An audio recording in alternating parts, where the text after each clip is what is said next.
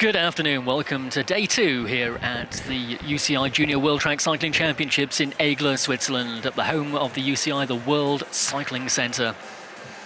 Just about to resume competition following qualification rounds this afternoon, and we're pleased to bring you live the action here this evening from the heart of the track. Some information there about the velodrome. 200 metres long is the track, made of Siberian pine.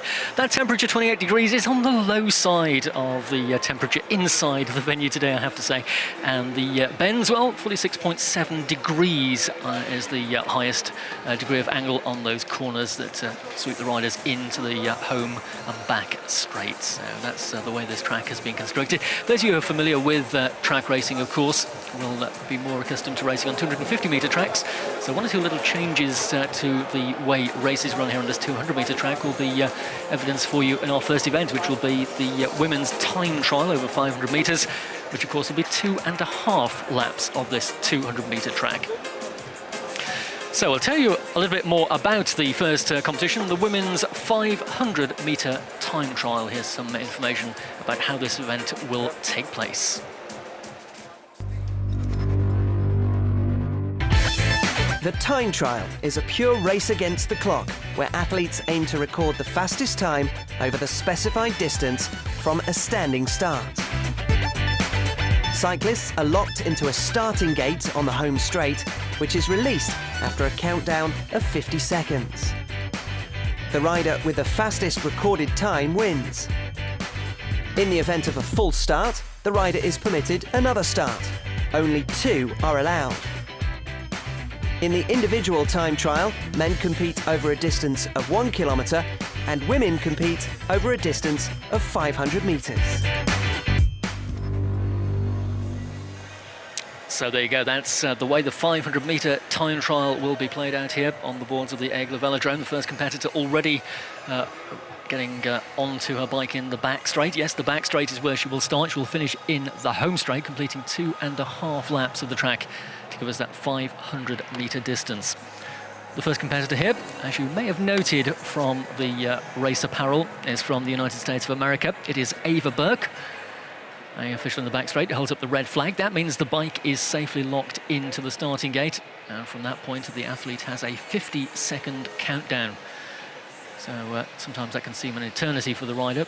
Other times of just making some final adjustments, maybe getting the helmet strapped nice and tight, or just making sure those feet are well clipped into the pedal.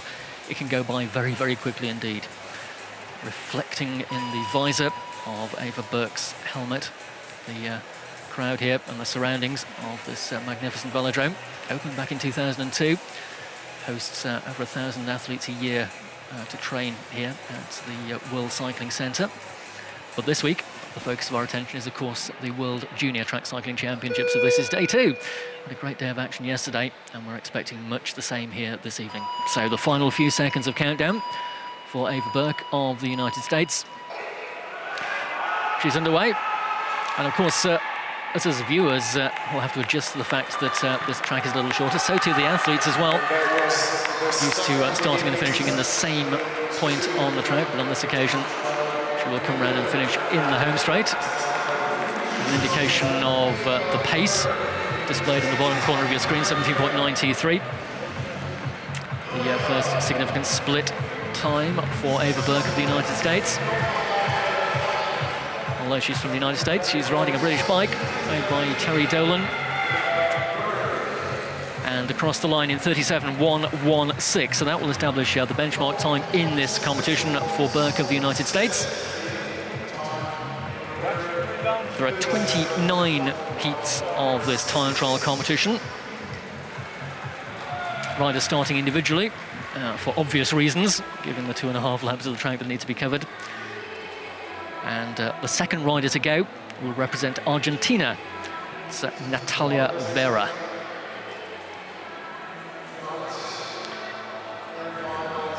So as I mentioned during our introduction sequence, once again it has been a scorching hot day here in Switzerland. World Cycling Centre, nestled in the very attractive Canton de Vaud Valais divide between some towering alpine peaks. Snow-capped, some of them still, but certainly if that snow was transferred here down to 400 metres above sea level where we are, it would melt pretty rapidly. So that means it's very, very warm in the track, which is what the athletes like. So the second rider to go, Natalie Vera of Argentina. You can see there our shot just showing that not only does she use clip-in pedals, but also, just to make doubly sure the foot does not come adrift at an opportune moment, also using the good old toe strap as well to make sure those feet are absolutely anchored to the pedals. It's a great deal of force applied, of course, to get the bike out the gate, to get the gear turning. And of course, the start is all important for these riders, all favouring the reflective visors. You can see our cameraman there focusing in on Vera of Argentina. Her time to beat 37.116, posted by Ava Burke of the United States in the opening heat. Vera gets underway. Pale blue colours of Argentina. Out of the saddle till she's got on top of the gear. Then she'll settle. Just onto those aerodynamic handlebar extensions, slicing through the humid air here inside the velodrome. Of course, maximum aerodynamic advantage here with the aerodynamic helmet and the twin disc wheels in the machine as well. Great deal of science and technology. Wind tunnel testing goes into producing the fastest bikes, and clothing as well. That's also subject to testing to make sure the athletes get the absolute maximum advantage. And the time, well, not quite confirmed, unfortunately, on our system here. Still ticking for Vera of Argentina. 53.911, maybe a little bit adrift, I suspect. There's a little bit of correction to that. Slight timing glitch. It's the heat, probably. So we'll hopefully confirm the corrected time for Vera of Argentina. Meanwhile, next athlete to come to the track, the rider who rode to bronze medal success here yesterday in the team sprint, representing the People's Republic of China, Sheyu Shen will be next to go. Just seeing a replay of that start for Vera of Argentina. You can see the leg-searing effort required to get that gear going round. Just deviating slightly from the line. Riders will try and stay as close to that black line at the bottom of the track. That's the actual, in this case, 200-meter measurement around the track. So, of course, the closer you stay to that, the shorter the route you are taking around the track. But sometimes the velocity acquired in the bends will tend to push the riders upwards as they come into the home straight and the back straight. It's all about the geometry of the track. Not too many people around the world build cycling tracks. There's a great deal of art and science involved. It's good woodworking as well. So the final countdown for Shen of China. Bronze medalist, as I mentioned yesterday, in the team sprint. She rode with Yufang Gu on that occasion. Gu goes a little bit later in this time trial round. Again, a pretty wayward line for the Chinese rider as she came out of the banking there. 23.088 as a split. She's fastest at that point of the ride. Final half lap to go. 37.116, the time of the American Burke. She's beaten that. 35.568 for Shen of China.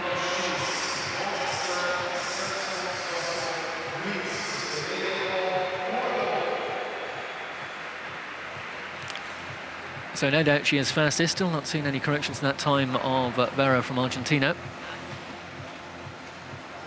But Burke falling 1.5 seconds behind the pace of the Chinese rider. Chinese here in strength at the Junior World Championships. One of the real emerging nations in track cycling over recent years. Success at senior and junior level as well. And of course, we're just a few short days away from the Rio Olympics. Doubtless we'll see another great haul of medals on the track. But our attention very much focused on the juniors here this week in Aigle. And in particular, we'll be focused on the next rider to go. She will be taken to the track in the next few moments. So from Chile, it is Daniela Kolilev.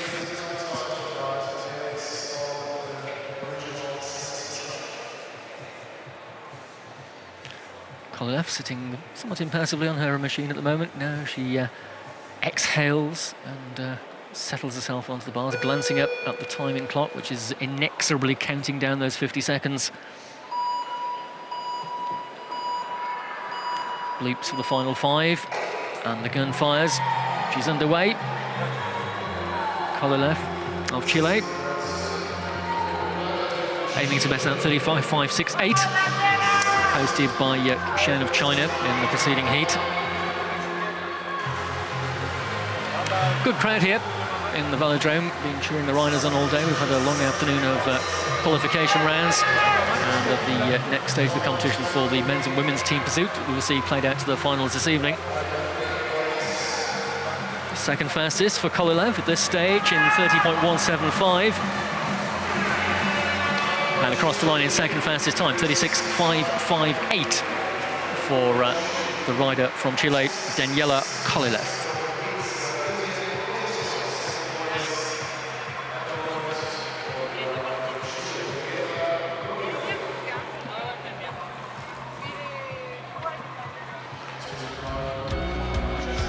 So to South Africa we will go next. Just having another look at the start there of Kololev. Legs pumping to get on top of that gear. Deciding not to utilise aerodynamic handlebars. Not a lot of opportunity to settle onto them actually in an event of this relatively short nature. But she rode effectively and she took away, at the moment, second place overall. Still the lead with Shen of China in 35.568. Just now, I've spoken to Tobias, he needs to be on air, so I'll let him know.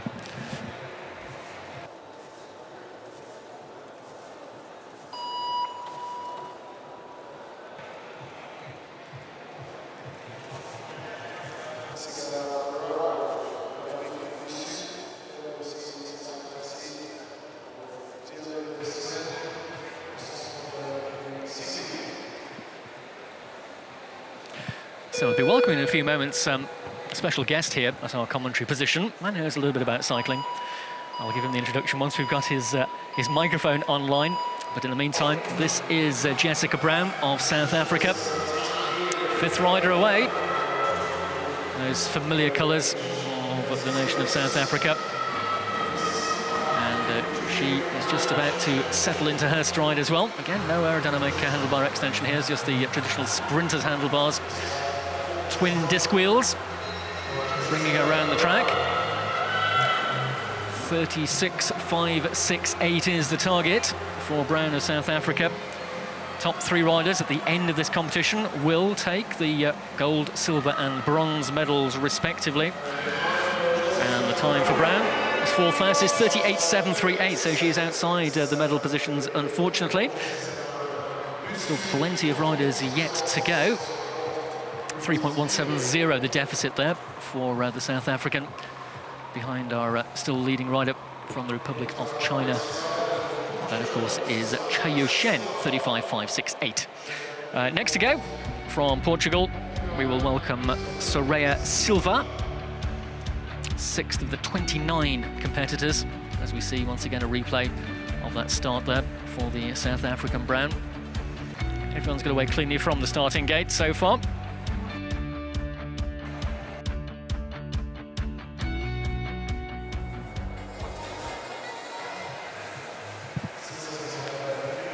So it is my great pleasure to welcome alongside me here in the commentary box the president of the UCI, Mr. Brian Cookson, OBE. Brian, welcome to the Junior World Championships. I know you were busy yesterday welcoming the athletes and introducing everyone to what's been a great opening day of competition. It must be a really great sight to see all these athletes inside the World Cycling Centre.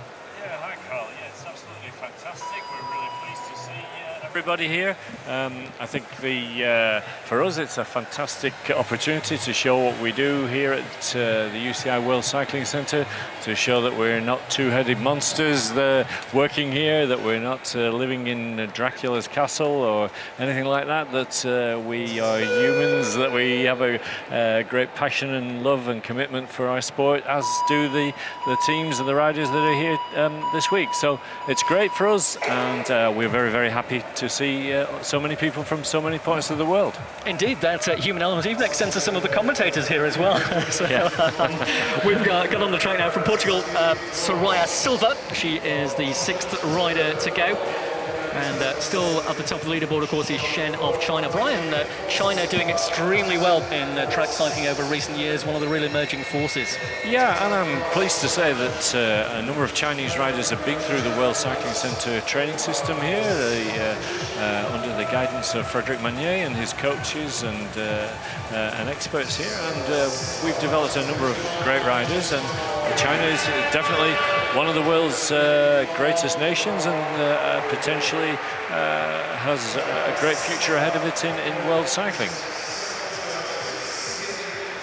So we're just seeing the completion of the ride by Soraya Silva of Portugal, 39.855, puts her in 6th place. Incidentally, that time that was awry from our timing system, the second rider to go actually, Vera of Argentina, has now been corrected to something more acceptable. 36.597 places her 3rd at the moment in a potential bronze medal position, but still plenty of riders yet to go. And Brian, you'll be pleased to hear this. I've just heard from our director that we've currently got nearly 1,000 people watching our UCI live stream here this afternoon. Wow. And I know yesterday we've got 17,000 hits in total, so it's great that people can enjoy the racing all around the world. Yeah, and it's good that we're exploiting modern technology and the internet, obviously, and social media, and we'll keep doing as much as we can to develop that. And it's great that we can live stream an event like the World Junior Track Championships, which is perhaps not so attractive to global media, global television channels, but it's an important competition that we're really happy to be able to show to the world. Absolutely. These are the riders who are the future of cycling, and it's so encouraging to see so many supporters here in the venue, and also tuning in via our YouTube channel. If you want to tell your friends about it, then you need to go to the UCI website, uci.ch, and go to the track page. There you'll be able to pick up the live coverage, or even better, go to YouTube. You can get apps on your mobile phone, your tablet, your computer, and like and subscribe to the UCI channel. And again, you can not only enjoy the action here with us live, you can also replay it over and over again for the next few days. So plenty of opportunity to take on board the action. Meanwhile, the next rider on the track is Gloria Manzoni from Italy. She was a member of the silver medal winning team sprint squad here yesterday. So she's got pace certainly for this 500-meter time trial, and she's challenging that time of Shen, 35.568 is what she is aiming for. And we're coming now towards the completion of the 2.5 laps here for Manzoni, and she will cross the line and stop the clock in a time of 35.966. So that's second fastest for Manzoni, displacing Kolilev down into 3rd spot and Vera down to 4th for Argentina. Brian, this track here opened back in 2002. 200 metres is a slightly unusual distance, and those of us who are accustomed to 250-metre track have to do a little bit of recalculation of the event here. It was built predominantly for training initially, wasn't it? Yeah, that's absolutely right, and obviously it was built within a certain budget, so you can obviously imagine that to build a building that will fit a 250-metre track in is a lot more expensive than a 200-metre track. It's got quite a unique architectural structure. We're looking at the steel and the fabric roof and ceiling that gives it a unique quality. It's a great training venue. It's a bit shorter than, as you say, a traditional 250-metre track. That's the norm for international competition now. But I think it works pretty well, and there are shorter tracks than this, of course, on the 6-day scene. And what you certainly get is a very intense atmosphere, very high-level competition. It's a fast track. It's great to ride. It's easy to ride. I've ridden it myself many times, and I think it's a really ideal venue for something like this, the Junior World Track Championships. The reality is that actually we didn't have an organizer this year, so we stepped into the breach and said, you know, why don't we do it here?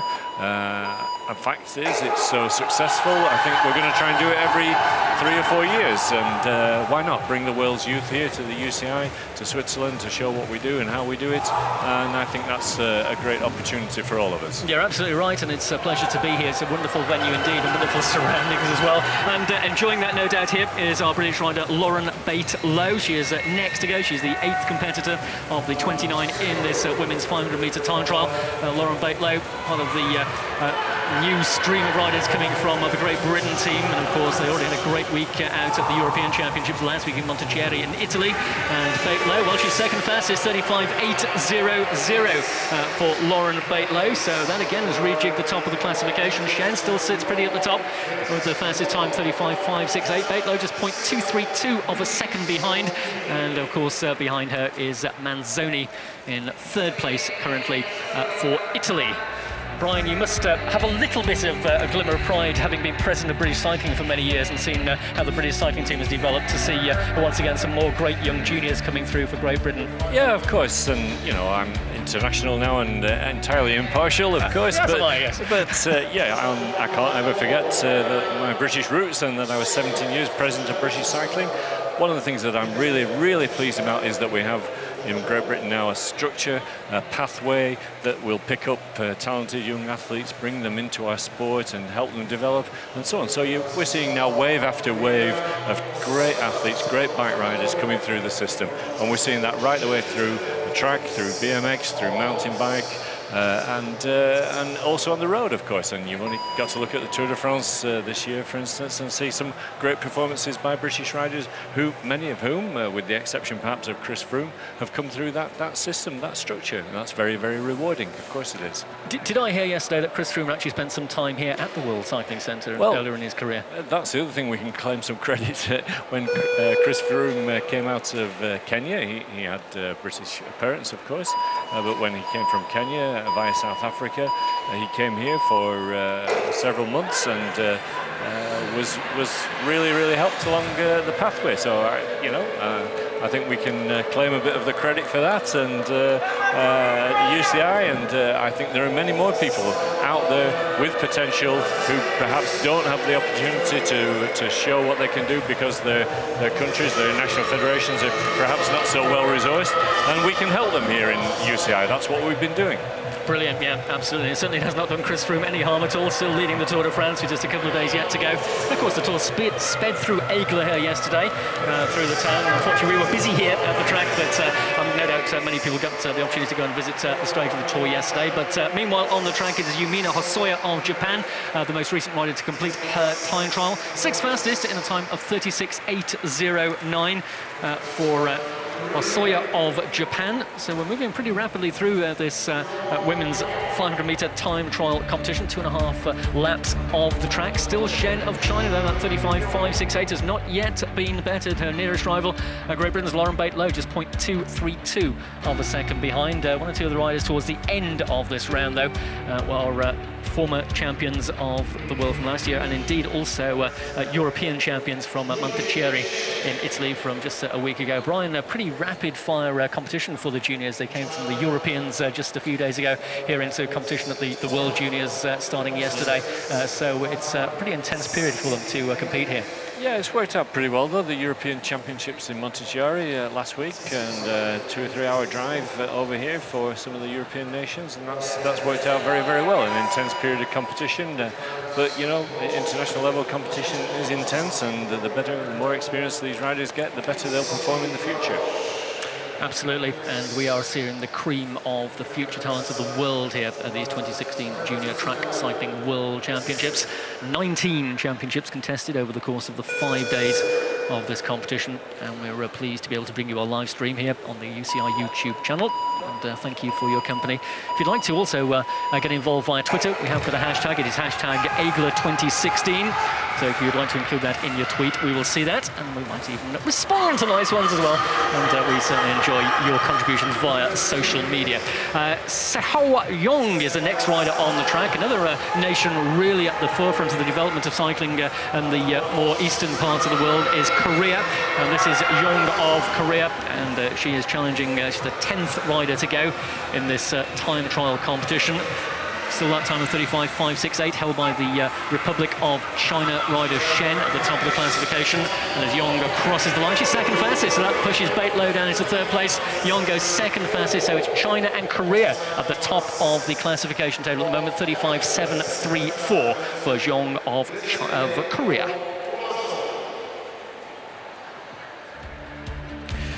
So we return to the United States for our next competitor. We've already seen Ava Burke, who got this competition underway a little while ago. Next to go will be Summer Moak of the United States of America. Summer Moak by name, and certainly celebrating summer here in the great surrounds of Aigle this week. Brian, is it always this hot here? No.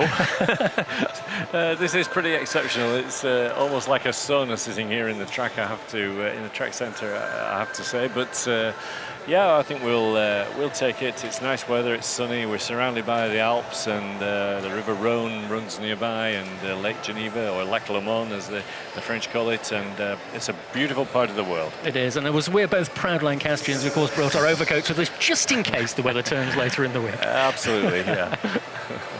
But I'm sure it will remain fine for the duration of this competition. It was 33 degrees in the track centre last night, and I think it's not too far away from that this evening as well. And it really is bringing out really good performances from the riders. Of course, they like it warm to bring out the absolute maximum. The air pressure is maximal, and they get the advantage from that, along with all of the aerodynamic aids that bring the riders around the track as quickly as possible. Brian, I know there's a lot of controversy perhaps around some of the equipment these days. The UCI have introduced testing for all kinds of different aspects that could take effect. Where do you draw the line between technology and the power of the rider to produce the performances? Well, I think the athleticism of the rider must always be the most important consideration. But cycling is a technological sport. That's part of the attraction. Technology develops, changes, and moves on. And you know, we've seen a number of nations adopt different forms of technology. But as long as the rider is the one who wins the medal and not the bike, then I think that's the right way around. We've got some rules. We've tried to make sure that a rider will always look like a rider and a bike will always look like a bike within those concerns. And I think, you know, we've got the balance about right at the moment. Yeah, I think you're right. We've seen some pretty extreme positions in years gone by. I can remember the Graham O'Brien Superman and things like that. But I think the balance now is just about right between the technology, which of course we want to see advancing as the art of building the bicycle develops. Carbon fibre and titanium, of course, and our old Reynolds 531 at the back of the garage is a little bit old tech these days. But the absolute best equipment, even for the juniors as well, of course, to bring out the absolute top performances. And of course, many of the cycling nations investing an awful lot of money to produce the athletes and also purchase the equipment necessary to give them the top teams in the world. So there is a summary of the leaderboard for you currently, with China still sitting at the top, just ahead of Korea. Hope you caught that just before it disappeared, but I can tell you that Shen 35.568 is still the leader. Yong second for Korea in 35.734. Baitlow of Great Britain still sitting in third place in 35.800. So next up will be heat number 12, and a rider from the gold medal winning team sprint squad here yesterday, representing New Zealand. It's LS Andrews next to go. So Brian, the Tour de France heading towards its conclusion in Paris on Sunday. Are you likely to be there to enjoy the action on the Champs-Élysées? Yeah, we'll be there on Sunday, absolutely, yeah. And I think it's been an interesting and exciting tour. You know, some people said it's been a bit boring with the domination of Team Sky, but I don't think that's true, actually. I think there's been lots of interest and excitement. There always is in the Tour de France. It's always unpredictable. It's still unpredictable today. There's still 3 tough mountain stages, 2 tough mountain stages still to come. So I think we're going. You know, there's always a possibility of an upset. But yeah, Froome and Team Sky look pretty strong, and they've certainly brought their A-team to the race, and yeah, they're going very, very well. And maybe some of the other riders, some of the teams are not performing at the level that we've seen in previous years. But some great young riders coming through as well. I think we're seeing a changing of the guard. I think we're seeing new young riders putting up some exceptional performances, and that's what's going to keep us talking over the winter, I think. You're absolutely right. Of course, we've also got La Course, the women's race in the morning on the Champs-Élysées as well. So women's cycling really at the forefront of development as well. We've seen great racing from the women over stage races and here on the track as well. So it's nice to see that involved in the Tour as well. Yeah, absolutely, and we're committed to equity as much as we can for women, and that's a great ride just put in there by the New Zealander. Yep, it's a new fastest time for Aless Andrews, which of course was one member of the team sprint winning squad here last night. Actually shattered that time of China, the first sub-35 second ride in 34.934 for Aless Andrews of New Zealand. So that really has moved the goalpost for the other riders to aim for now as we get into the second half of this women's 500-metre time trial competition. Heat number 14 will be following heat number 13, which will feature Emma Jorgensen from Denmark, a rider who was riding really well in the points race here last night as well. So some multi-talented riders here, both in the time trial and also in the longer distance race as well. And Brian, just a final thought also beyond the Tour de France. We're just a few days away also from the start of the Rio Olympics, so another great showcase for world cycling in Brazil in just a few weeks' time.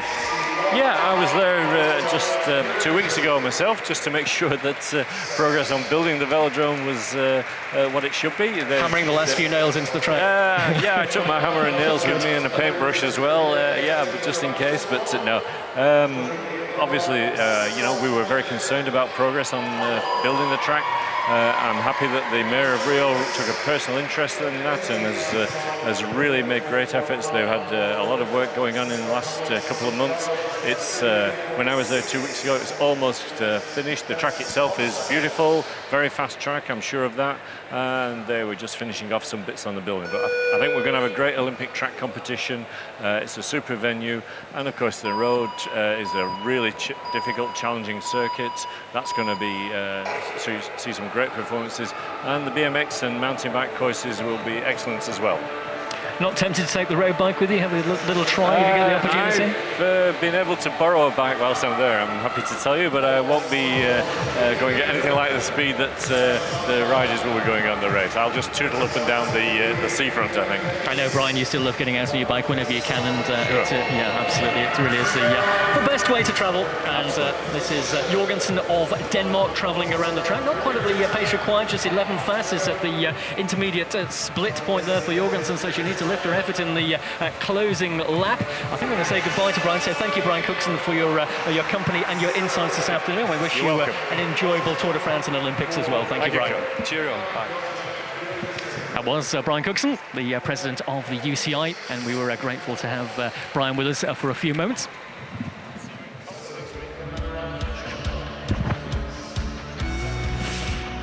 And Brian heading off for official UCI duties. I'm pleased to hear, though, that he will be joining many of us at the Combe Grand Prix in his home county of Lancashire next Tuesday evening. Brian's parting words for me were that I'll see you in Combe next Tuesday. And Brian doesn't live too far away from Combe when he's at home in the United Kingdom, so we're looking forward to his company for the final round of the British Cycling Elite Circuit Series next Tuesday. However, let me bring your attention firmly back onto the track here in Aigle, because the competition continuing apace in the women's 500-metre time trial. And the rider we have just seen complete her ride from New Zealand with the fastest time, Aless Andrews, 34.934, and that time for Jorgensen of Denmark. Well, she's languishing down in 11th, fastest time, 38.130.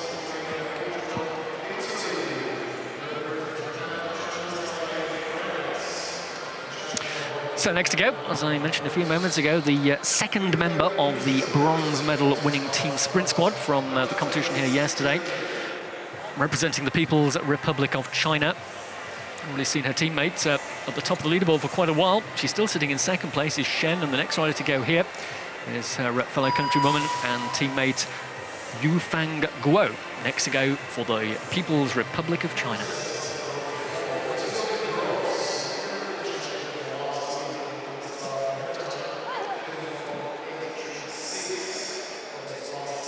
So, the Chinese rider here, just glancing a sideways look at the countdown timer, 50 seconds from when the bike is secured in the starting gate, when it is released, and the 2.5 laps of effort required to post that 500-metre time.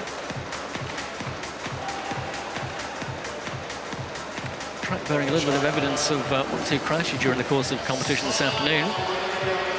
Needless to say, that everyone is were back on the feet and on the wheels pretty rapidly. But one or two interesting moments during the qualification rounds of various competitions this afternoon.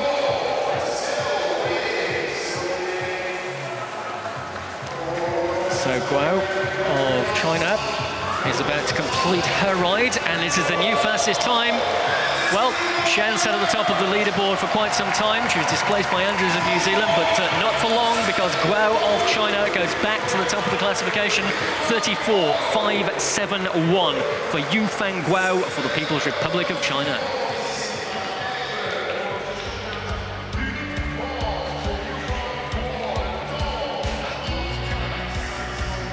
So a chance to review her start that took her to that fastest time in the competition so far.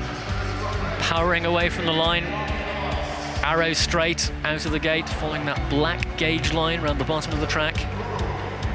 As I reflected earlier, if you deviate from that line, you're traveling further than 200 meters.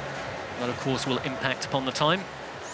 So Guo now at the top of the table, Andrews down to second, Shen in third place. So a 1 and 3 at the moment for the People's Republic of China. Chile next, and Paula Molina will be next to go.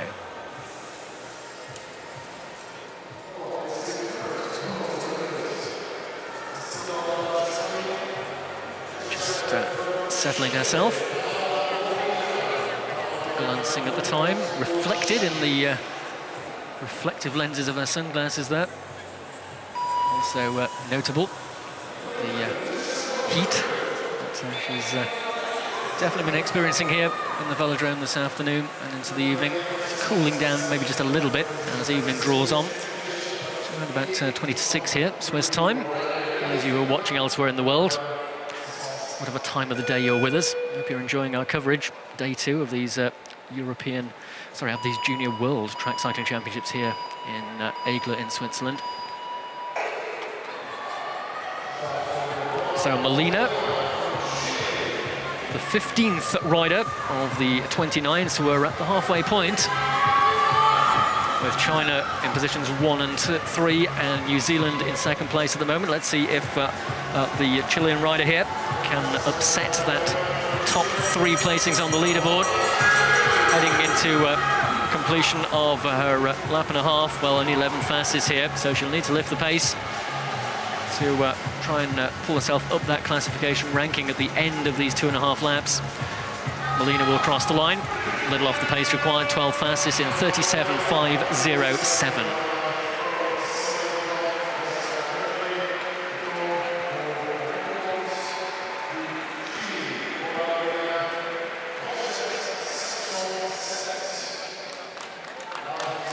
So applause here for Molina.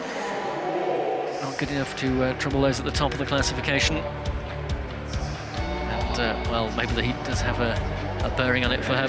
She's certainly showing signs of noting the temperature at the start of that line before she departed from the start gate. I imagine the consumption of water within the velodrome here this week is considerable. It's probably fortunate that the river flows just outside the World Cycling Centre here. We need to replenish our supplies. So next up from South Africa, we welcome Jennifer Abbott, and she is the South African national champion for the women's 500-metre time trial discipline.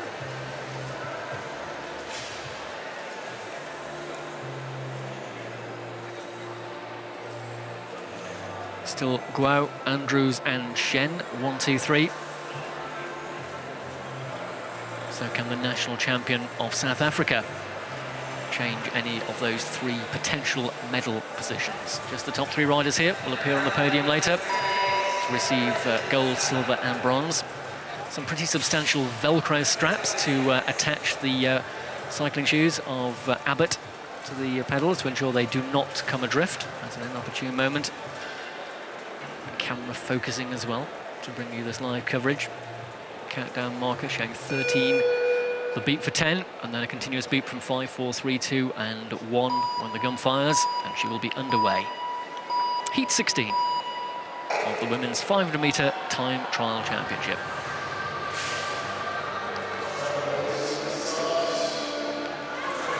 So So Abbott, again, just utilising conventional handlebars. No aerodynamic aids there. Relatively short distance like this, there's not a lot of time you can actually spend on an aerodynamic handlebar once you've got the gear turning. 24.980, just 13th fastest for the South African national champion.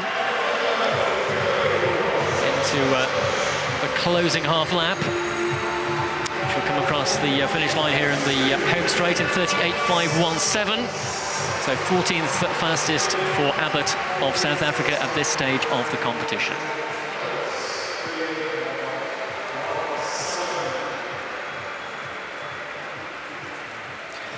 Netherlands are up next in heat number 17.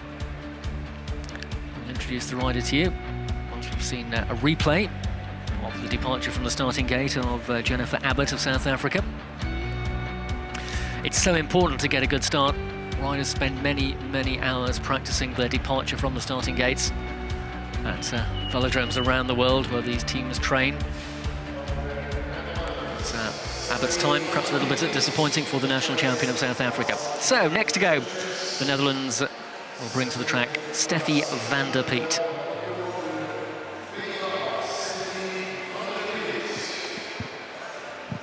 The familiar orange colours of the Netherlands. It's the last word of encouragement from her coach. A few deep breaths. Those fast twitch muscle fibres in the legs just about to do their stuff to propel this bike away from the line. Matching tyres for the Netherlands team. It's all very colour coordinated along with the socks as well. But that'll be secondary importance to Van der Piet. Her target is to better the time of Guo of China. 34.571 is the target.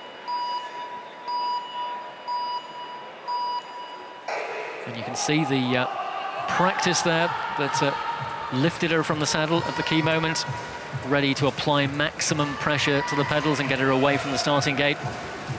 6th fastest of the first half-lap split.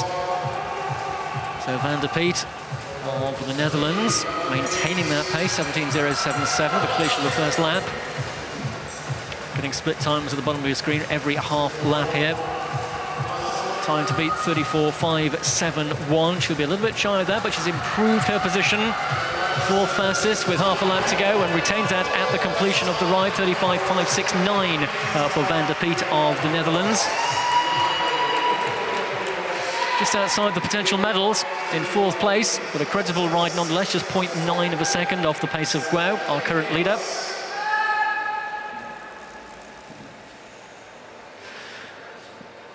So Lithuania will be next to go.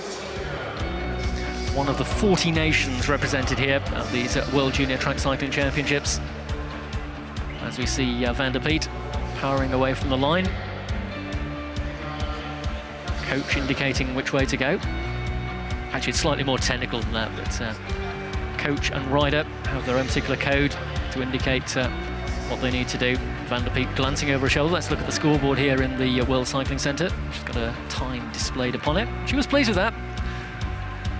4th fastest time for Van der Piet. So back to the competitor on the track, who will be approaching her countdown now from Lithuania.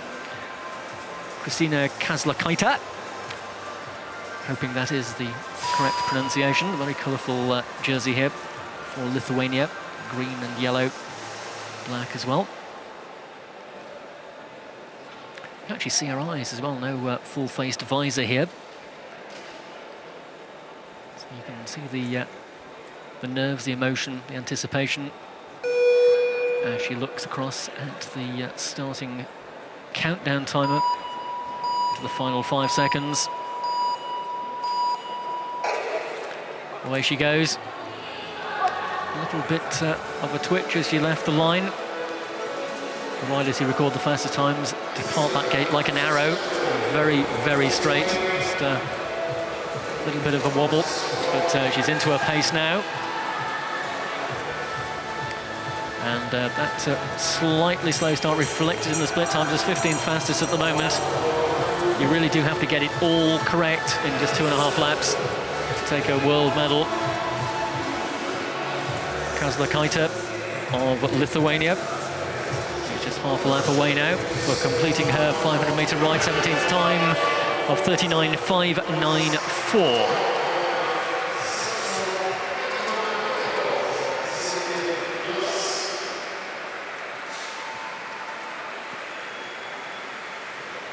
So if we show you a replay of that start, you'll see what I was referring to. Just a little bit of a deviation to the left and then to the right. Barely perceptible, more visible from the head-on view, but the more time you spend going sideways rather than forwards can take its toll, and that was reflected in the finishing time of Kazla Kaita of Lithuania, 17th fastest and 39.594. So next up from Portugal, we will welcome Maria Martins onto the track. There's the leaderboard on the screen for you. If you are just tuning in here to the UCI YouTube coverage, our live stream here from the World Junior Track Cycling Championships in Aigle in Switzerland, you're very welcome. Thank you for your company. You're joining 17,000 people who hit the stream yesterday around the world. And we hope you are enjoying the action. A whole feast of top quality cycling for you throughout the evening. The Keirin racing coming up, along with the team pursuit finals for men and women, and the men's scratch race as well. And we're in the midst of this women's 500-meter time trial. This is heat 19 of 29. Maria Martins of Portugal preparing to depart from the starting gate. Still Guo of the People's Republic of China, who has the lead ahead of Andrews of New Zealand and Shen of China. And the potential medal places at the moment. Again, a little bit of a wobble from the gate for Martins.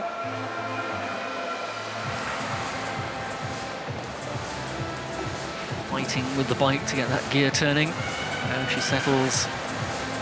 Got that wide spoked wheel in the front, the full disc at the back. Just regular sprinter's handlebars.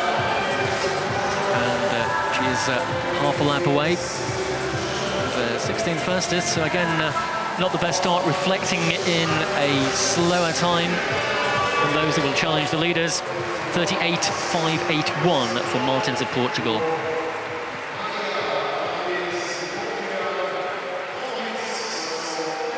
Well, we saw a great ride a little bit earlier from Gloria Manzoni of Italy. She's down to 7th place now, but her teammate in that silver medal ride in the team sprint yesterday is about to take to the track next in heat number 20. This is Martina Fidanza. Fidanza, along with Manzoni, taking that silver medal in the team sprint here last night.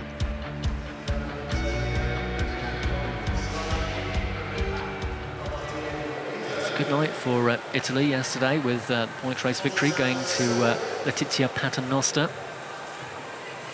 And of course, Fidanza and Manzoni silver in the team sprint as well.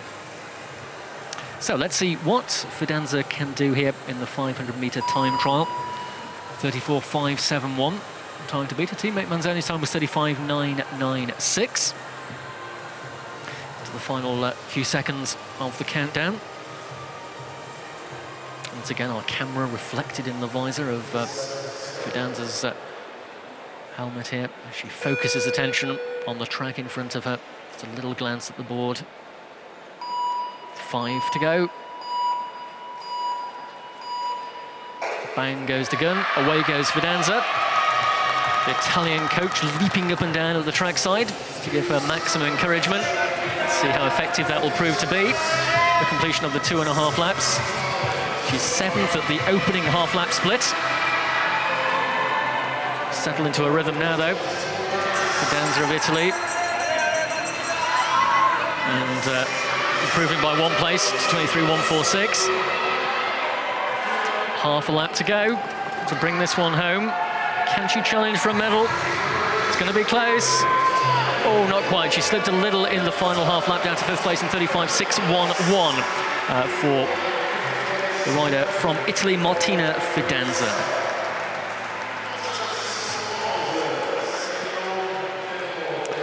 Well, we saw Lauren Baitlow take the lead position when she took her ride a little while ago. We've got another Great Britain rider about to come to the track now. And she is the national champion of Great Britain for the junior 500-meter time trial, taking that title in Manchester last year.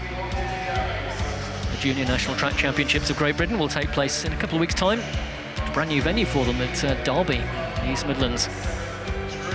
And Capewell, also a member of the bronze medal winning squad in the European Junior Championships just a week or so ago in Italy.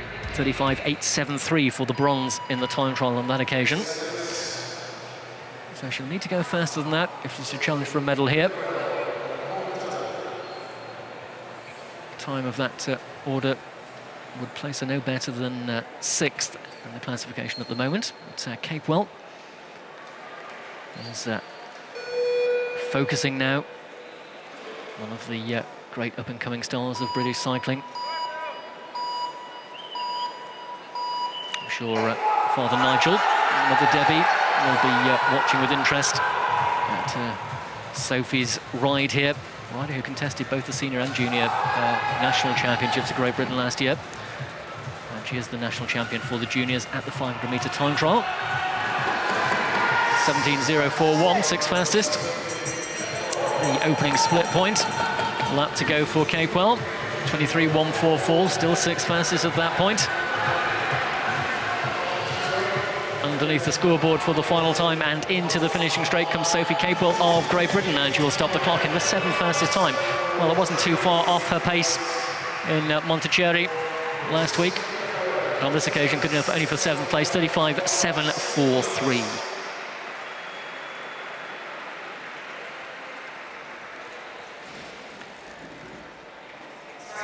So Sophie Capewell, seeing her getting some last-minute encouragement from a member of the British cycling coaching team. Just showing the effort required. Come on, got to absolutely dig deep. The start is important. Every single pedal stroke across the 2.5 laps, 500 meters of this event are key to recording the fastest possible time. Still Guo of China, who sits at the top of that leaderboard, unchallenged for quite some time. Andrew still in 2nd and Shen in 3rd. Let's see what the next rider to go can do about that. Heat number 22 features Yuka Matsui from Japan. As you can see, Matsui with those aerodynamic attachments on her handlebars. And rider's machinery is checked for compliance with the appropriate regulations. We were chatting to UCI President Brian Cookson a few moments ago about technology versus the athlete. And bikes are measured very, very precisely in a measuring jig before the riders take to the track to ensure that all of the dimensions comply with the UCI technical regulations.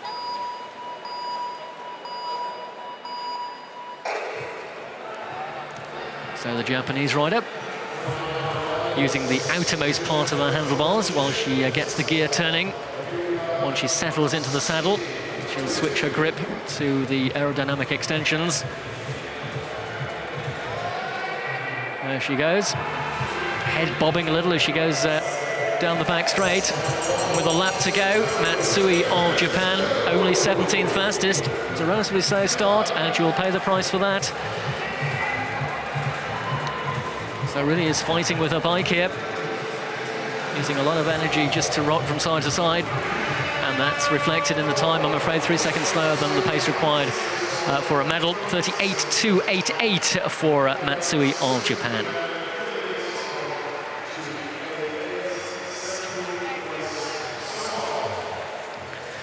So with China sitting at positions 1 and 3 on the leaderboard still, we move now to Chinese Taipei for our next competitor. This is Jing Wenqiu, 23rd rider to go in this women's 500-meter time trial final. We'll be bringing you the victory ceremony for this event following the semi-finals of the men's Kirin, which will be the next action on the track here, following completion of the 29 rounds of this women's time trial competition. So Kui, a little bit of strapping there on the legs to try and maximise the muscle power. Another piece of technology that's come to the fore in recent years, along with breathing aids that riders can use to make sure they get maximum airflow.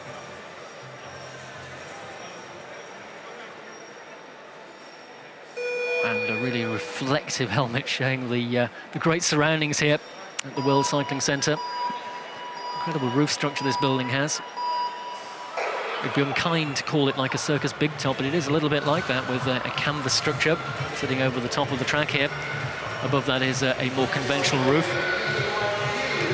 Certainly does keep the heat in, and the rider on the track here from Chinese Taipei still languishing towards the bottom of the times recorded so far. Group of Chinese Taipei, 15th fastest, 24.561, 5.16 even at the split, going into a final lap here. Can she improve on that? I suspect it'll only be a marginal improvement at best. Yeah, still 16.37.596 for Kui of the Chinese Taipei team.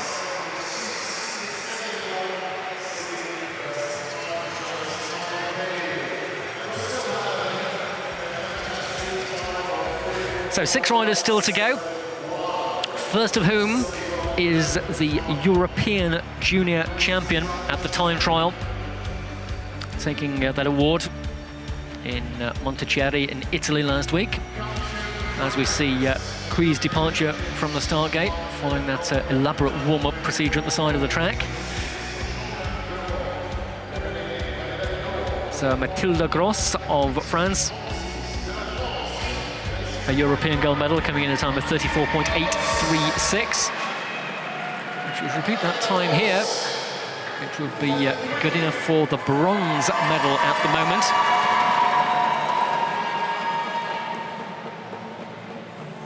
In fact, correction to that, it'd be good enough for the silver medal. She'd be marginally faster than LS Andrews of New Zealand as well.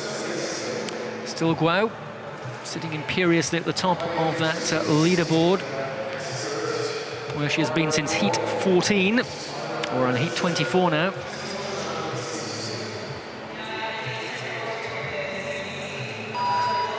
LS Andrews occupying a position for a potential medal for longer still.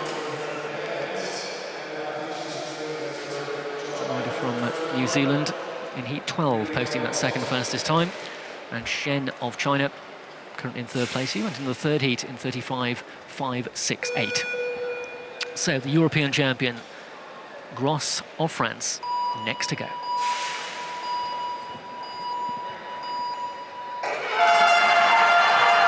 Well, strong support here in Switzerland, as you might imagine, for a French rider just across the border. And she's away well-ish, 11th fastest, so she'll need to pick up the pace here. No shortage of support, but it's all about getting the absolute best effort you can out in the 2.5 laps. Oh, she's up to third. Well, she really has picked up the pace in the first full lap here.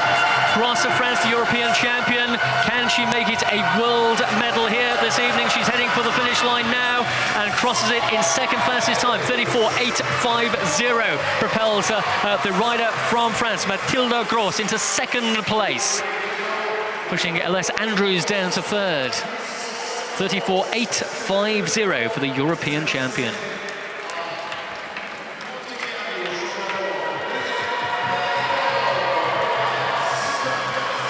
Well, it was just marginally slower by 0.2 of a second than her gold medal ride in Montichiari last week, but it is good enough for the silver. With 5 heats still to go, of course, so things could still change at the top of the leaderboard. Once again, strong encouragement from the French coach, proving effective to give Gross the second fastest time in competition so far. So heat number 25 features Sarah Kankowska from the Czech Republic.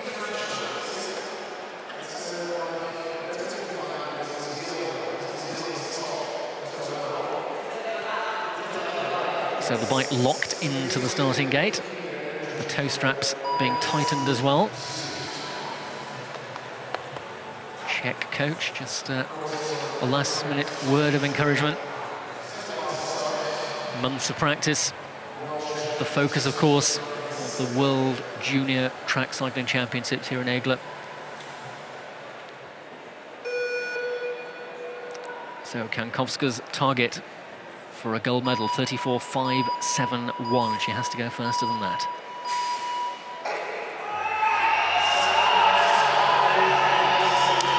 Away she goes. The little yellow device you see mounted underneath the seat of the bike, not visible to the rider. That's one of the regulations about timing equipment that provides data feedback to the team's coaches. The rider cannot have a view of that, hence the reason it is placed underneath the saddle. The performance can be analysed in great depth. And at the moment, Kankowska is languishing outside the top 10. And at the line, she remains in 11th place in 36.180 for Sarah Kankowska of the Czech Republic.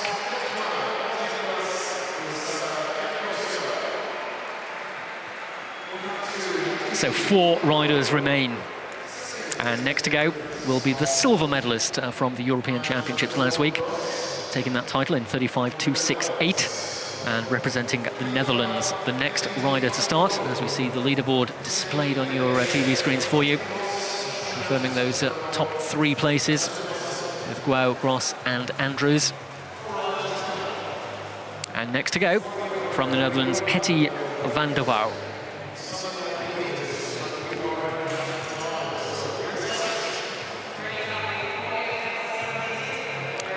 So this is the second Netherlands competitor. We saw Steffi van der Peet a little earlier, 35.569 was the time that she recorded.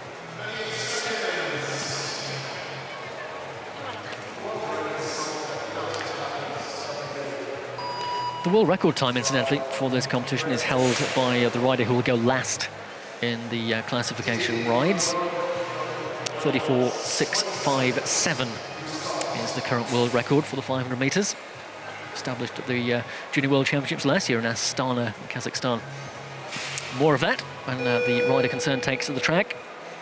But our focus of attention now is on competitor number 26 of the 29. This is Hetty van der Wouw of the Netherlands.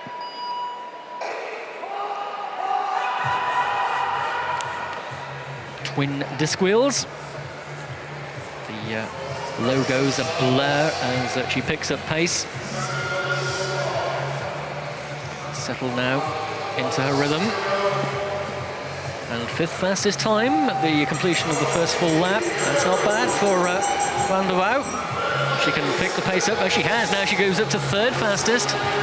This is looking good for the Netherlands if you can maintain it through to the finish. 4th at the most recent split into the final quarter of a lap as she heads across the line and just outside the medals, agonising and close, but 35.053 is good enough for 4th fastest time with 3 riders remaining for Hetty van der Wouw of the Netherlands.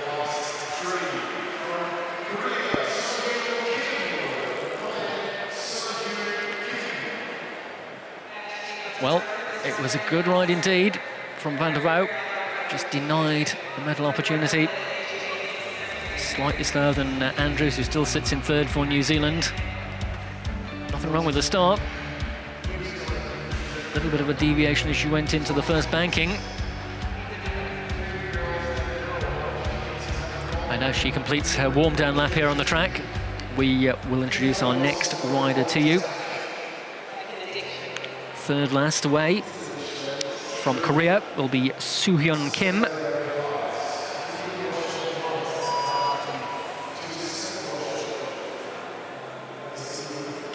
So her fellow countrywoman, Selpa Young, for some time was occupying a medal position. She went in heat number 10, 35.734 was her time. So let's see what Kim can deliver here for Korea.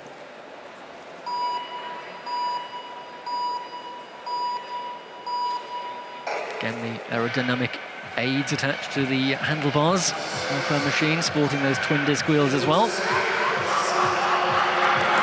Standing on those pedals, getting on top of the gear, and she'll take the seat, transfer her grip to the handlebar extensions. And 2nd fastest split time, so this is looking good for Kim of Korea. If she can maintain this pace, just 0.111 away from the lead. Soo-hyun Kim of Korea has the finish line in sight, and she will cross it in a time of 34.710. So she moves into 2nd spot, pushing the European champion Mathilde Gross down into 3rd place. Well, with 2 riders still to go, Soo-Hyun Kim of Korea posts the 2nd fastest time in this competition so far.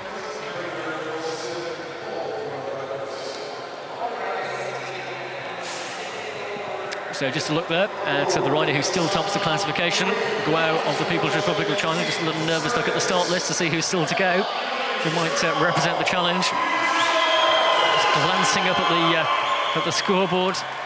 Well, with 2 riders remaining, she's guaranteed a medal, but will it be gold?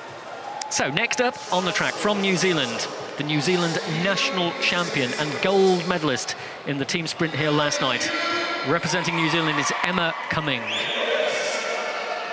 Emma was a member also of the team sprint winning squad from New Zealand last year as well. So rider with consistent performances in the junior championships.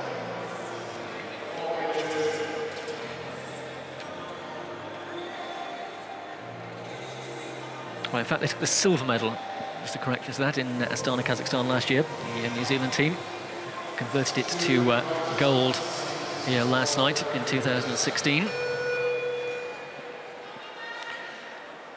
So what can she do now? Emma Cumming of New Zealand, the national champion in the women's 500-metre time trial. Oh, that's not a good start. She almost lost it, just managed to regain control as she headed away from the line. But that will cost her dear. 3rd fastest at the opening split, so there was no shortage of pace, just a little lack of direction. Can she recover the deficit that induced in the final lap and a half? Still 3rd for Cumming of New Zealand, 22.778. The Kiwis flying the flags here in the back straight as she whizzes past them. Dropping to 4th though. Cumming will need to deliver here on the final quarter of a lap. Oh, she drops down to 5th. Well, she may well have paid the price for that slightly indecisive start. Did Cumming of New Zealand, 35.006. Outside the medals for the national champion of New Zealand. With 1 rider still to go. Just another look at that start. She propelled herself away. A little wobble though. Oh, and she almost lost it. She did very well to hold that up.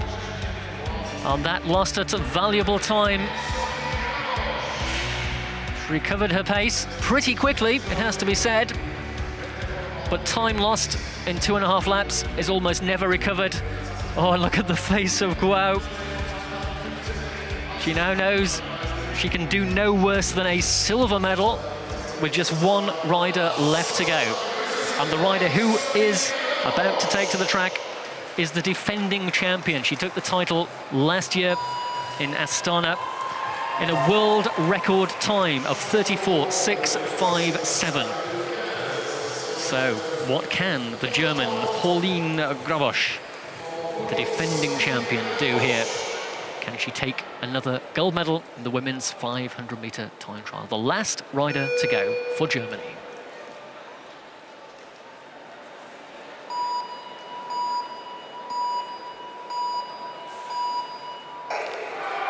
Away she goes.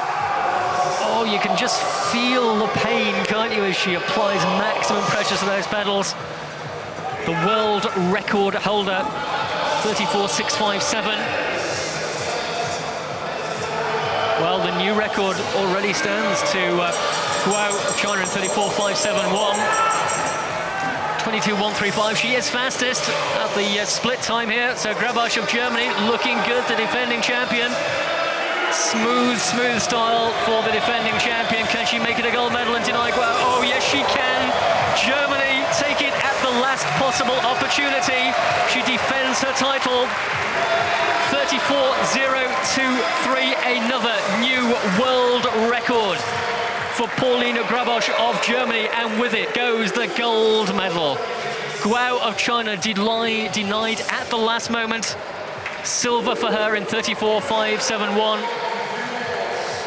And Kim of Korea will take the bronze in 34.710.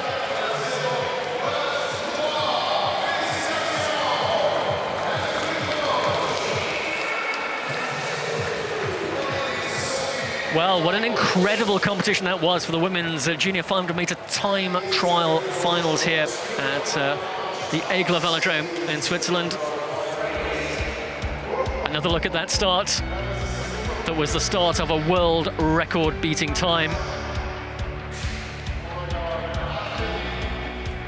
Oh no, you can see already Guo thinking this is the real challenge to my potential gold medal.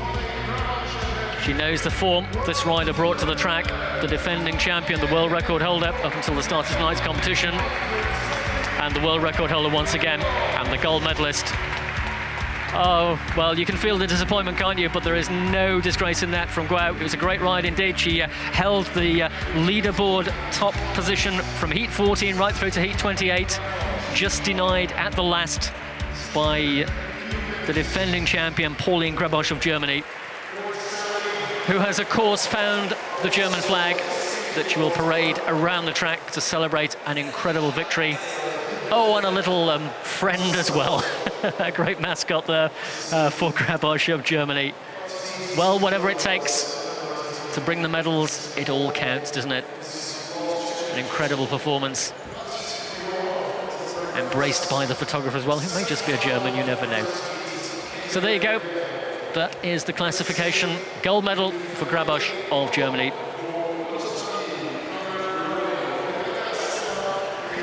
So, no sooner do we complete the time trial than we will be bringing the Keirin race to the track. And if you'd like to know more about how the Keirin is run, we have a nice little bit of video for you that describes how the Keirin race is run here on the track.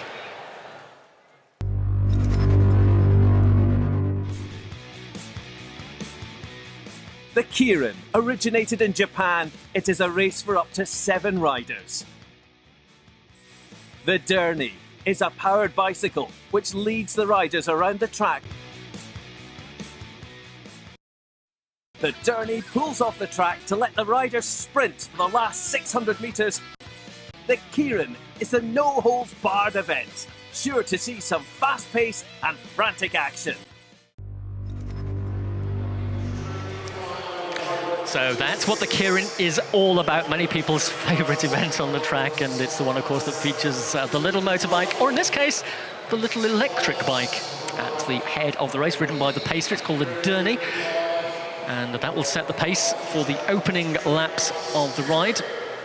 It will eventually depart from the track, and leaving the riders to fight it out for a 3-lap sprint when the Derny departs from the track. Now, we're running these races on a 200-metre track, so just to confirm for you that the Keirin's contested over 8 laps of the 200-metre track. The Derny will leave the track with 3 laps before the finish, departing on the home straight here.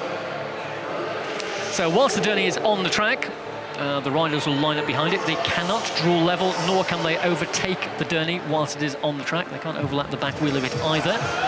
They can vie for position behind it.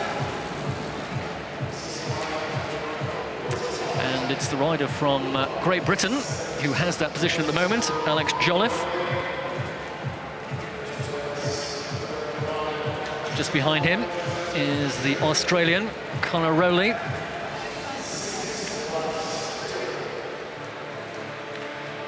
Rowley, a member of that silver medal winning team sprint squad here yesterday. Looking over his shoulder, which will reveal in his rear view mirror, if he had one, Josef Junek of the Czech Republic. Behind Junek, Stefan Ritter of Canada.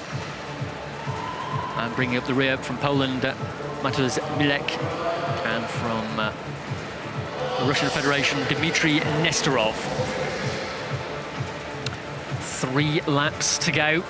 Derny is reaching its maximum velocity before it will depart from the track.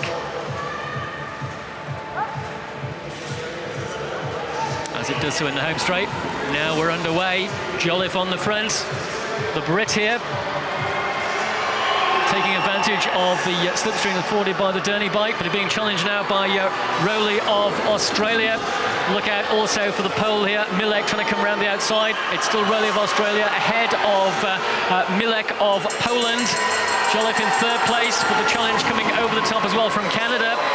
It's still Rowley of Australia with half a lap to go, but look out for Canada coming around the outside, heading for the line. Oh, that was a close finish. Stefan Ritter of Canada did enough to take it. We will confirm the result on the screen for you. Rowley led into the final banking, but Ritter had the pace around the outside. And confirmation, Ritter is the winner of semi-final number 1. Rowley in second place for Australia, followed by Milek of Poland. Jolliffe of Great Britain finishes 4th ahead of Nesterov of Russia and Junek of the Czech Republic. That result confirmed on the screens for you there. Well, Ritter left it late, but timed his run to the line to perfection.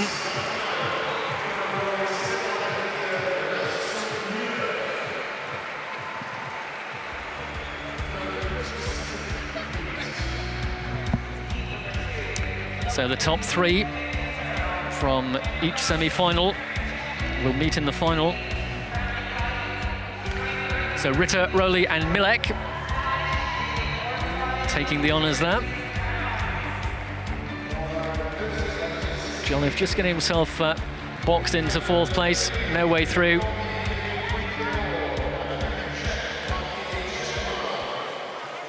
So semi-final number 2. Again, 6 riders featured from Colombia: Kevin Quintero; from the Czech Republic, Martin Czechman; from New Zealand, Bradley Knipe; from Great Britain, Hamish Turnbull; from Spain, David Ogamidi. I'll try that one again shortly. And from Germany, Karl Heinze. We'll say David Ogambide from Spain. Let's hope that's correct. With profuse apologies to the Spanish nation, if that isn't the correct pronunciation of his name. So the riders lined up here. Starter will make his way down the line, make sure everyone's ready to go. Then he will indicate to the Derny Pacer on the electric motorbike. That's not a contradiction in terms. The electric propelled bike, produced by El Moto, one of UCI sponsors. It really has changed the whole atmosphere of the Kirin race. Those of you who are perhaps the true aficionados of Kirin racing expect to hear the throb of the little petrol-powered Derny. And in fact, in Japan, which is the home of the Kirin, the pacing is done by a rider on a conventional pedal-powered bicycle. So all sorts of different takes on the way that the Kirin race is run. Kirin, by the way, in Japanese, translates pretty much as race. Some people claim it means fight. It doesn't actually. If you check up via your favourite internet search engine, find out the whole history of Kirin racing. And the Japanese good proponents of it. But no Japanese representation in the final here this evening. Once again, it's Great Britain at the head of the line at the moment. That's Hamish Turnbull. Czech Republic second wheel for Martin Czechman. Germany behind him for Heinze. Then got New Zealand and Spain and Colombia bringing up the rear. So 3 to go in the home straight this time, when we'll bid farewell to the Derny Pacer. And the rider from the Czech Republic makes his way through to the front. This is Czechman here, leading this one out. Czechman being challenged, though, by Turnbull of Great Britain. Turnbull looking for a way through over the top. He needs to go around the outside because the Czech Republic rider is inside that red sprinter's line. So the opponents need to go around the outside.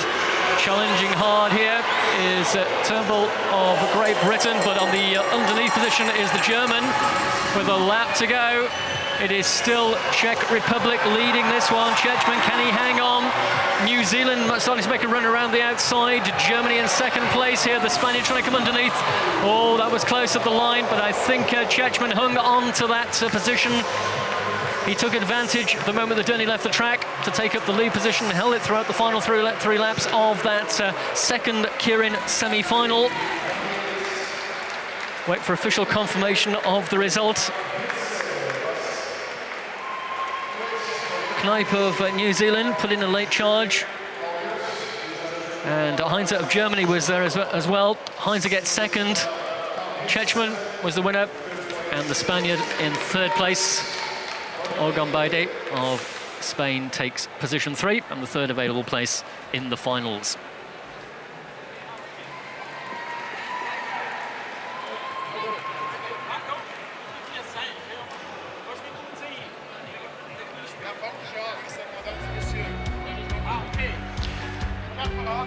chance just to get a close-up look at that electrically powered Derny pacing machine. Environmentally, of course, a very responsible way of conducting our Derny racing.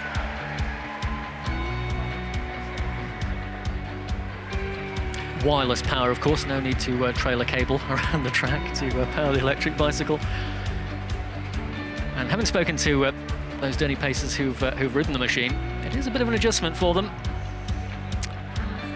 It could well be the future of Kirin Racing to have the electric-powered Derny taking the riders around for the opening pacing laps.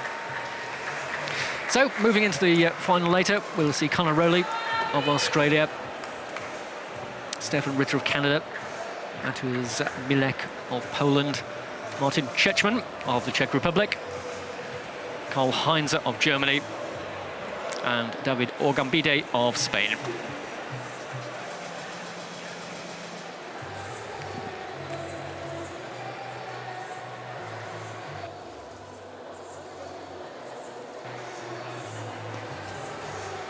So you can see the Santini branding there on the track, and I'm pleased to say the UCI are pleased to announce they've signed a new 4-year deal with Santini to continue to provide the rainbow jerseys for our world champions.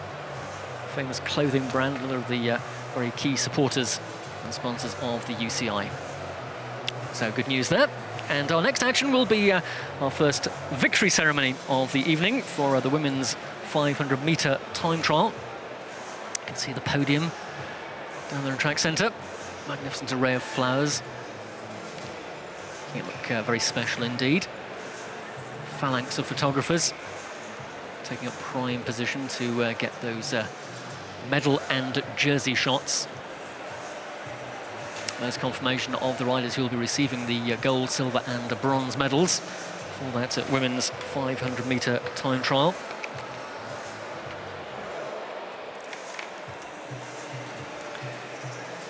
Completion of this victory ceremony will take us into competition in the women's team pursuit, at the final stage of that one. Also got more action to come yet from the Kirin, the minor final and the final. Those riders who lost out in the semi-final stage will contest a minor final. We've also got the men's team pursuit later this evening, and also the men's scratch race, contested over 10 kilometres. Is 50 laps of this track. That's to come later. Just collecting the athletes together for this women's 500-metre time trial podium celebration. And the defending champion, well, she came good yet again. Pauline Grabosch of Germany left it to the last heat. She was last away, as befits the defending champion, and she bettered the rider who'd sat at the top of that classification for so long, Yufang Guo of the People's Republic of China, winning margin and a new world record in the process. So the UCI anthem will herald the arrival of our presentation party, and the athletes who will receive their awards, which will be presented by my erstwhile co-commentator a little while ago, Mr. Brian Cookson, the president of the UCI.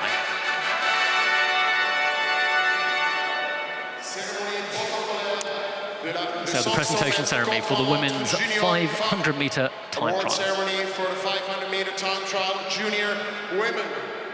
À la troisième place, et gagnant de la médaille de bronze. In third place, the winner of the bronze medal, Chu Yu Kim from Korea.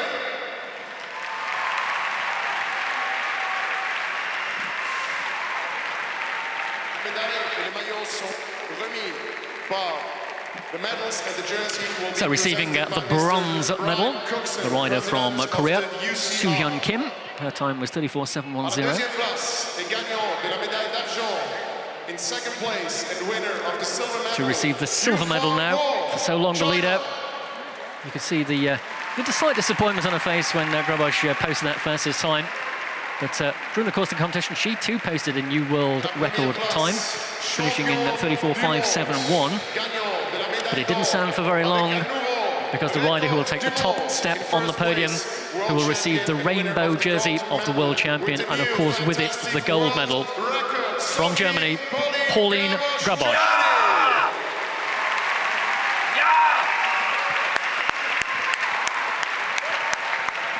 Well, some very enthusiastic German supporters surrounding our commentary position here. Hope you enjoyed that. And certainly Pauline Grabosch is enjoying receiving the rainbow jersey from the president of the UCI, Brian Cookson, handshake and the gold medal as well. They will take to the top step of the podium for the flower presentation.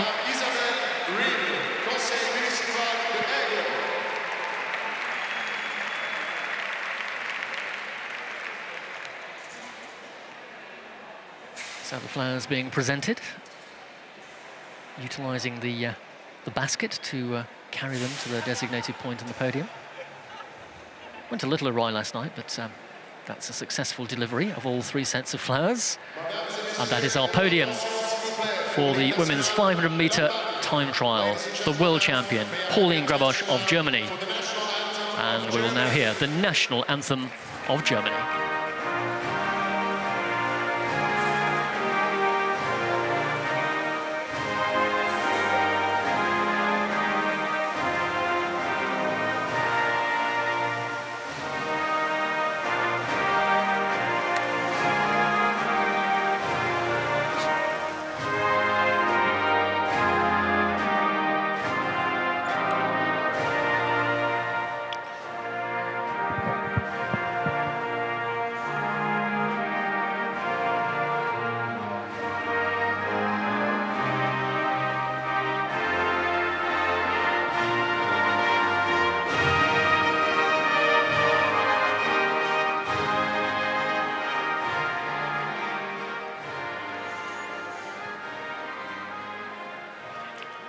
So there's the podium for the women's 500-metre time trial. Gold medal and new world record for Pauline Grabosch of Germany.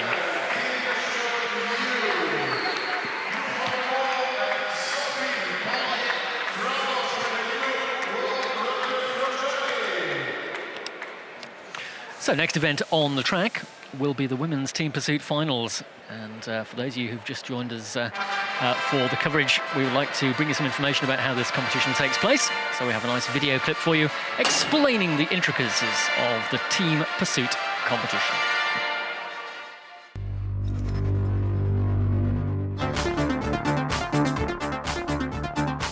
The team pursuit is a team endurance race. It is raced by 4 riders. The qualifying round sees each team ride alone on the track against the clock. The top 8 teams qualify through to round 1, where they will be seeded based on their times. The winners of the last 2 heats in round 1 will ride off in the final for gold and silver. The other 6 teams shall dispute the finals for the small placings on the basis of their times in round 1. 1 team starts on each side of the track, and they race each other and the clock. The winner is determined by either catching the other team or by recording the fastest time. So that's the way the women's team pursuit competition will be operated. And at the first heat, well, this is the heat for 7th and 8th place, but just 1 team to contest it, which is the team of Australia. They're obliged to present themselves at the start line to indicate they are ready to compete, but as they have no opponents, they are guaranteed that 7th place finish and will have no necessity to cover the full distance on the track. And just reminding you once again, this track, 200 metres in distance, so that means that the women's junior team pursuit over 4 kilometres will cover 20 laps of the track.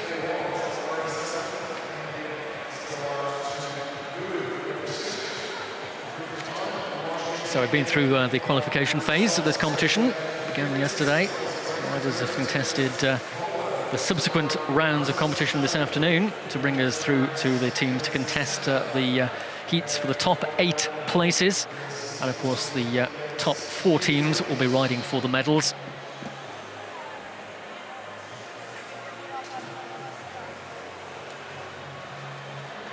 the team of Australia. Christina Clonan, Brooke Tucker, Ruby Roseman Gannon and Jade Haynes will, as required, come to the track.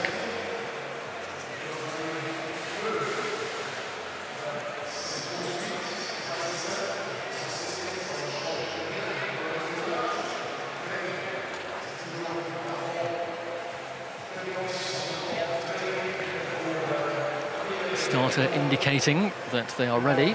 No necessity for the starting gate on the back straight, which has just been removed. So they will depart, I understand, from the start line, and then immediately, or almost immediately, come to a halt. And with it, we'll celebrate taking 7th place overall in the women's team pursuit finals. Well, there was no countdown, just a whistle. Riders know that 7th place is theirs, so Australia complete probably the easiest team pursuit they will ever ride, and with it secure 7th place overall. So next up we have competition for 5th and 6th place, and starting in the home straight will be the bronze medalists from the European Championships last week. The team of Great Britain, they'll be represented by Rebecca Raybould, Ellen Dickinson, Jessica Roberts, silver medalist here in the point race last night, and Lauren Dolan. Those are the 4 riders for the team of Great Britain who will start in the home straight. Wasn't the smoothest of passages into the competition for Great Britain. They were brought down by the team who were being caught earlier this afternoon, but mercifully they got the opportunity to have a second attempt to record a time, and that's brought them here into this 5th and 6th place final. Their opponents, who will start in the back straight, are the team of Poland. And we have the bronze medalist from the point race, Victoria Pukulik, along with Carolina Lipkejo, Claudia Saramak and Claudia Bilauska are the riders representing Poland. Poland in the back straight, Great Britain in the home straight. The Poles were 2nd silver medalists in the European Championships just over a week ago in Montichiari in Italy.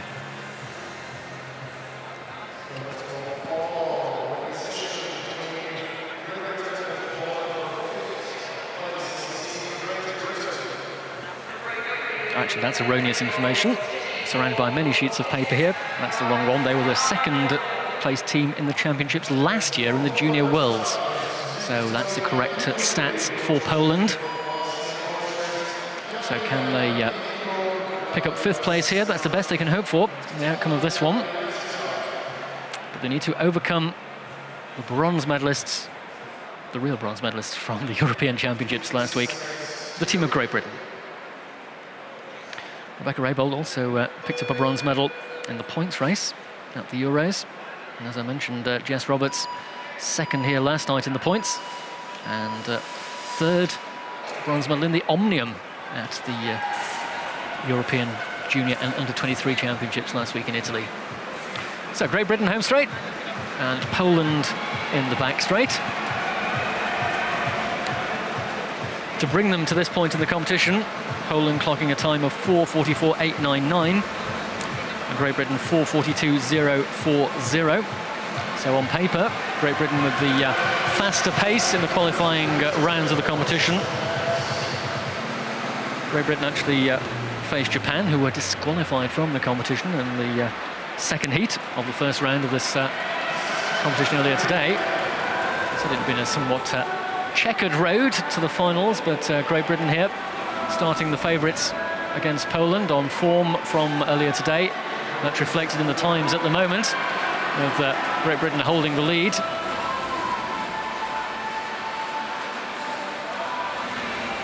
Two-second deficit for the Poles to try and make up.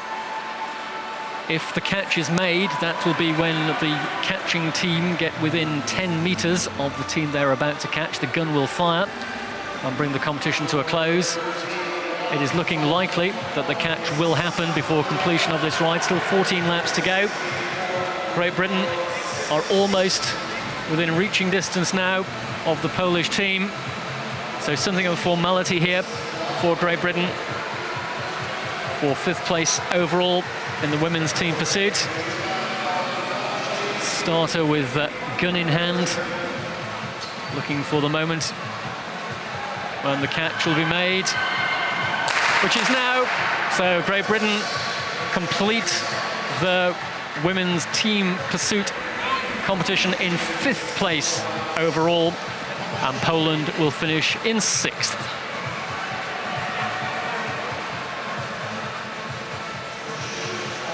So 2:02.004 was the time in which the Poles were caught by Great Britain. Time academic now.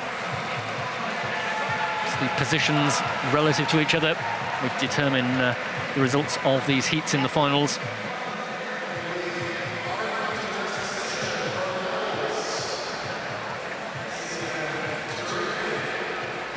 So that form that Great Britain showed in the qualification round this afternoon, also reflected here in the battle for 5th and 6th place, catching the Polish team in the process.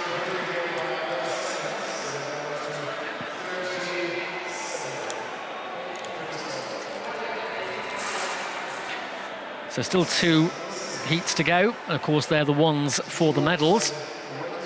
So next on the track will be the heat for the bronze medal, contested by the team in the home straight of France: Pauline Clouard, Tiffany Laurence, Clara Copponi and Valentine Fortin. And in the back straight, the team of Canada: Devani Collier, Maggie Coles-Lister, Erin Atwell and Ali van der Yendon.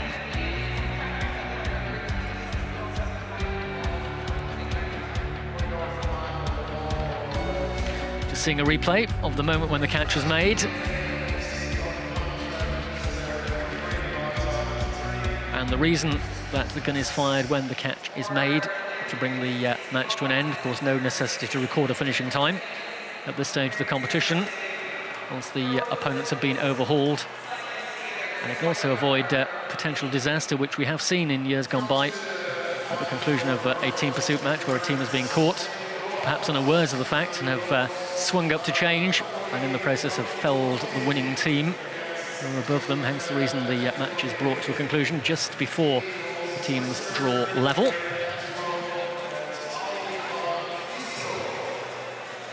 So a view there of Canada. One rider starting in the electronic starting gate, the other 3 held up alongside. 20 laps of the track. The rules for the women's team pursuit changed 3 or 4 years ago now to bring it in line with the men's competition. They used to contest a shorter distance and with only 3 riders. And that meant that all 3 of those riders had to complete the distance. Here with 4, the rules are the same as in the men's competition, as they always have been in the men's competitions. You need to finish 3 riders because it's the 3rd rider across the finish line upon whom the time is recorded. So we are underway for the bronze medal final, France versus Canada. France in the darker blue colours, Canada in the light blue and black.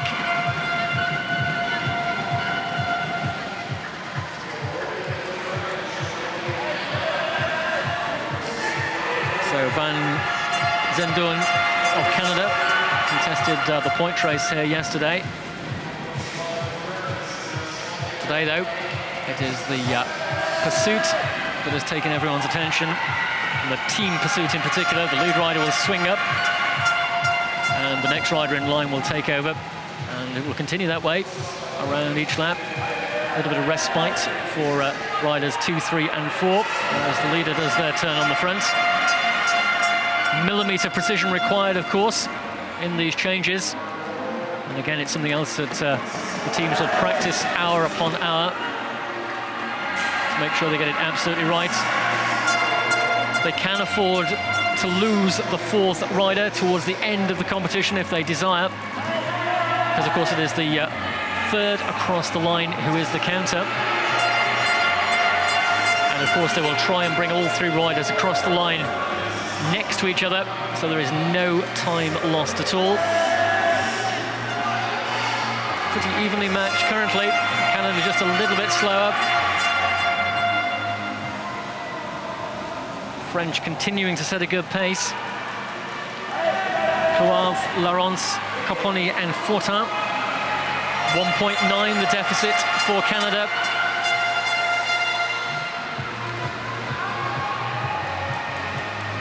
We're approaching the halfway point shortly. Still the French continue to press home the lead. Canadians got anything left in reserve for the second half of this team pursuit. 2.251 now the gap that separates the leaders, France, from the challengers, Canada here. Almost in the same straight, not quite yet. Can the Canadian team lift to their pace in the closing stages?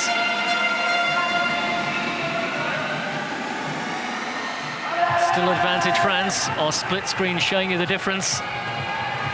It's 2.467 of a second. The long shot giving you the relative positions of the teams on the track as well. France again, tick off another lap. 2:45.387 for France, 2:48.548 for Canada. The bronze medal, of course, at stake.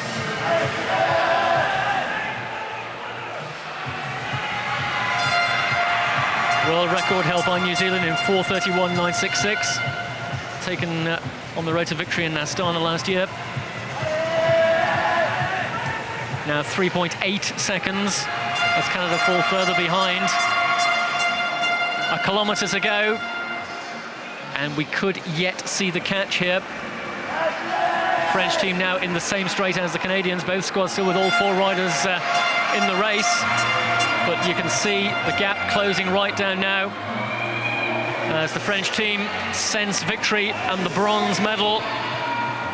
They're already past rider 4 of Canada, and when they catch up to the back of rider 3, they will have made the catch and take the bronze medal. So bronze for France as Canada are caught in 3:53.330. Celebrations, as you would expect, from the French team. Pauline Cloave, Tiffany Laurence, Clara Copponi and Valentine Fortin.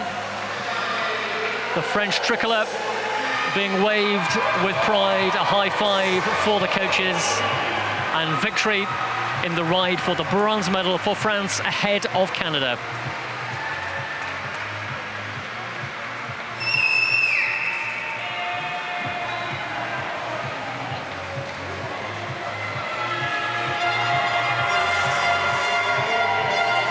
Well, the French spectators here in force,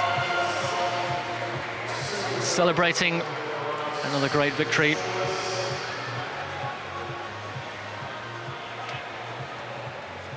France has had some trying up moments over the last few weeks and months, but the cycling team here delivering a bronze medal in the women's team pursuit world final.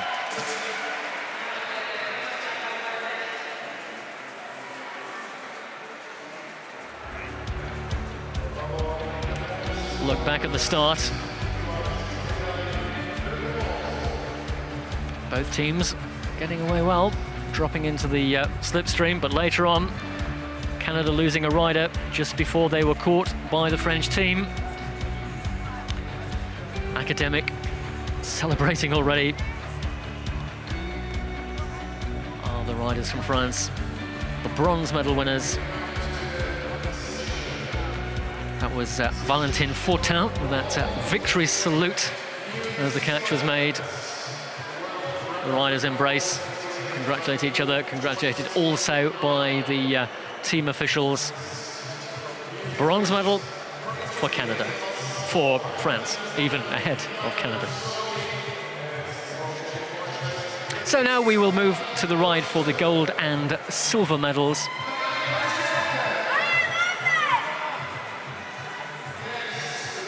Taking the start here will be the team who are twice winners of the European gold medal, most recently just a week or so ago in their home nation of Italy, Montichiari. It's a team of Italy: Elisa Balsamo, Martina Stefani, Chiara Consoni and Letizia Paternoster. the point race gold medalist here yesterday. And their opponents, the champions of 12 months ago in Kazakhstan, the team of New Zealand. The one remaining member of that winning squad 12 months ago is Michaela Drummond. She's joined on this occasion by Emily Shearman, Kate Smith and Nicole Shields. A view there of the Italian team on the start line. And their opponents, New Zealand, in the back straight. Reason for that being the New Zealand team was slightly slower in qualification than the Italians. 4:34.871 for Italy, 4:35.741 for New Zealand.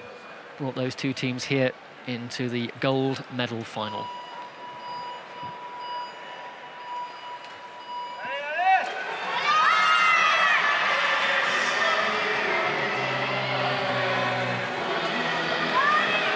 So the light blue colours of Italy, the monochrome black and white outfits of the Kiwis. 20 laps lie between 4 of these riders and the gold medal.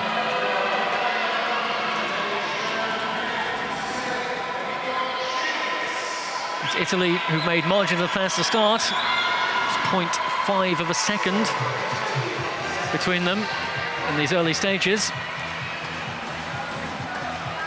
As we reflected with the time trial we saw earlier this evening, holding a line as close to the bottom of the track is key to cover the shortest possible distance around the velodrome. The Italians make the change, as do the New Zealanders, as they come off the opposite corners of the track. Still advantage Italy, lead stretching a little to 0.8 of a second.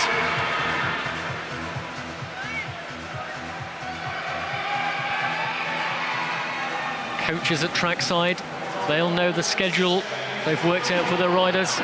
Oh, and disaster for New Zealand. The 4th rider has crashed out. The other 3 continue.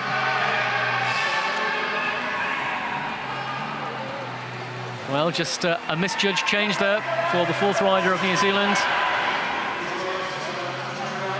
So the numerical disadvantage now for the Kiwis.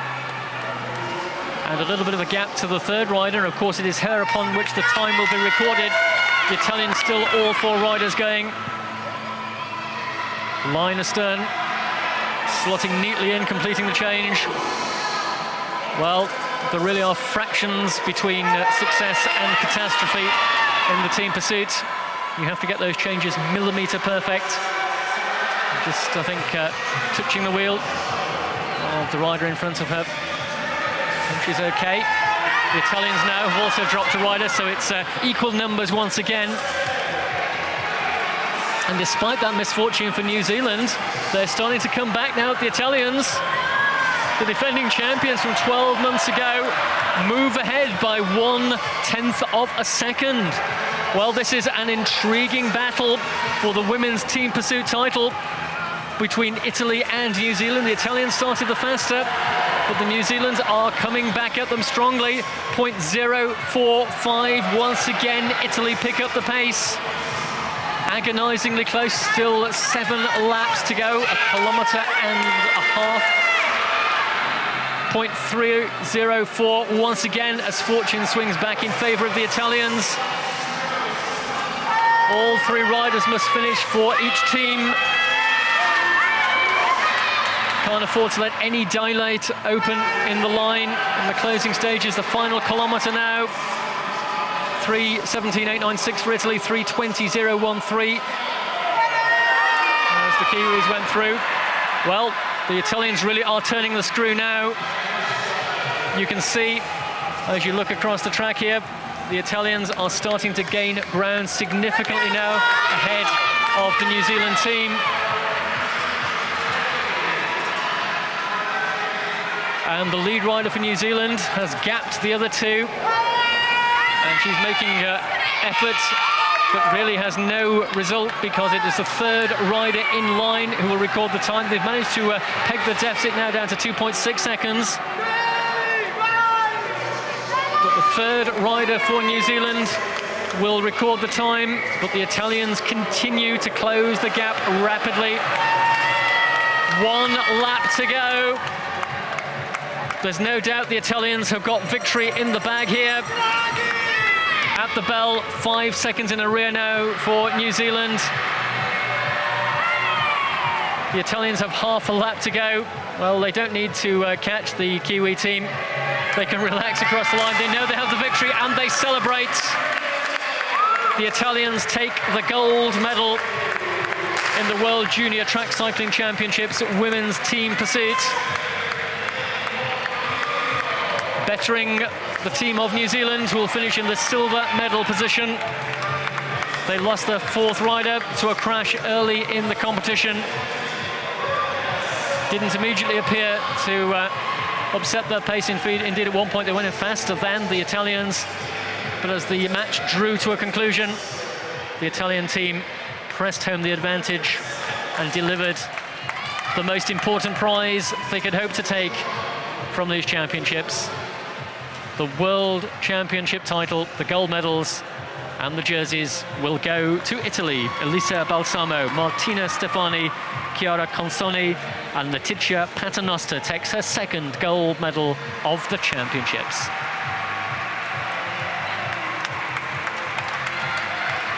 Well, they join in the celebrations with the Italian flag. Paternoster, along with Consoni there, celebrating. A great team performance in the women's team pursuit. Victory for Italy, ahead of New Zealand with 3rd place for France. There's the start once more.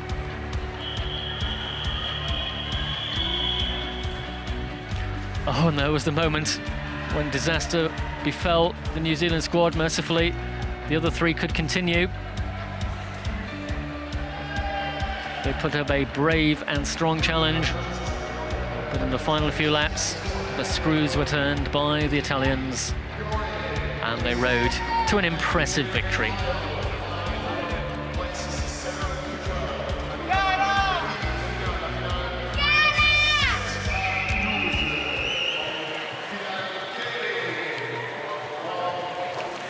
So just a little bit of maintenance required where that misfortune took place at corner 2 here on the Aigle Velodrome at the World Cycling Centre. If you're just tuning into our coverage here on the UCI streaming channel, this is live coverage of the 2016 Junior World Track Cycling from Aigle in Switzerland, and you're seeing the Italian team celebrating a gold medal victory in the women's team pursuit.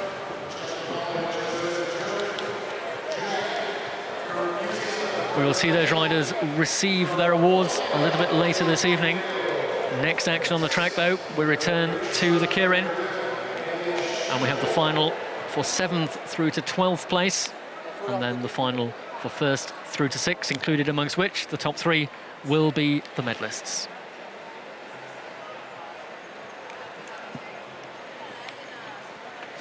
So the lineup for the 7th to 12th place final, representing Great Britain, we have Hamish Turnbull and Alex Jolliffe. Representing the Russian Federation, Dmitry Nestorov. Representing the Czech Republic, Josef Junek. Representing New Zealand, Bradley Knipe. And representing Colombia, Kevin Quintero.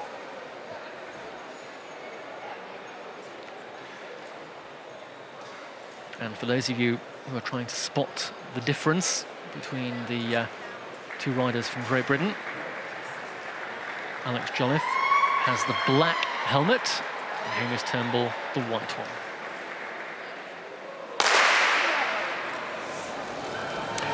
So off we go, and it is Turnbull in that white helmet.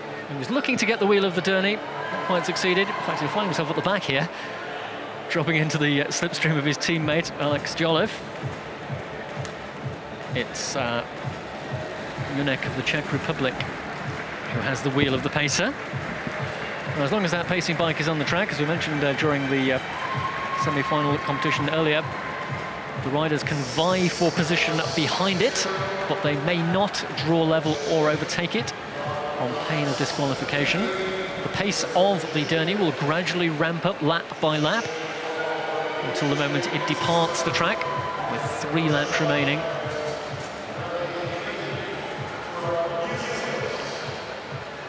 Second wheel at the moment is Nesterov of the Russian Federation, followed by Knipe of New Zealand, Quintero of Colombia, and then the British duo of Turnbull and Jolliffe.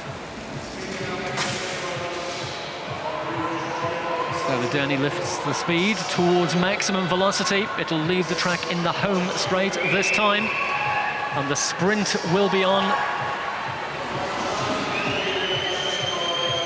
And immediately making a move around the outside here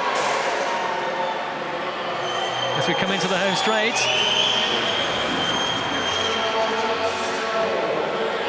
It's Turnbull of Great Britain, well placed, but now the challenge coming over the top from Colombia. The fight goes on behind. The Colombian, though, has the lead with half a lap to go. It is Colombia who are going to take victory in the 7th to 12th placed final for Kevin Quintero.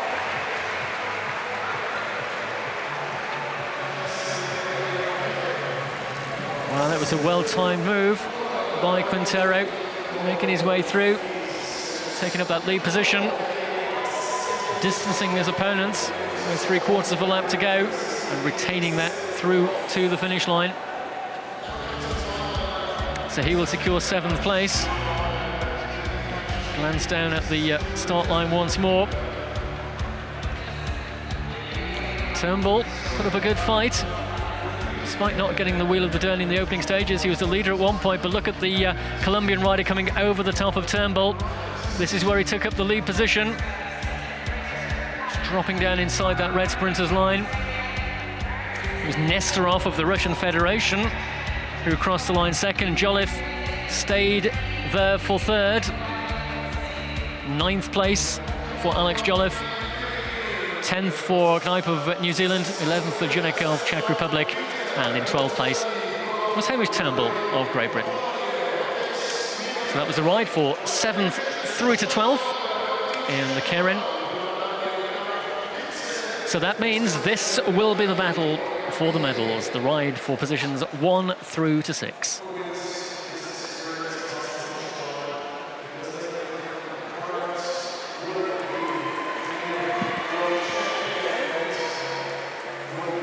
So the combatants for this one,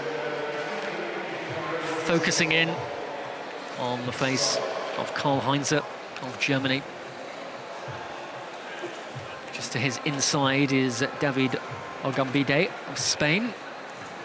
And on his outside, for the Czech Republic, Martin Čečman. Next up, we have the Pole, Mateusz Milek. For Canada, Stefan Ritter. And on the outside, representing Australia, is Connor Rowley. Rowley, a member of the silver medal-winning men's team sprint yesterday. Karl-Heinz taking a bronze in the team sprint. And rider here leading away behind the Derny is Rowley of Australia. A little bit of battle between the Czech Republic and Canada for the 2nd position. Czech Republic coming out on top in that little exchange. Spain lie 3rd. Just behind that is Heinze of Germany and Milek of Poland.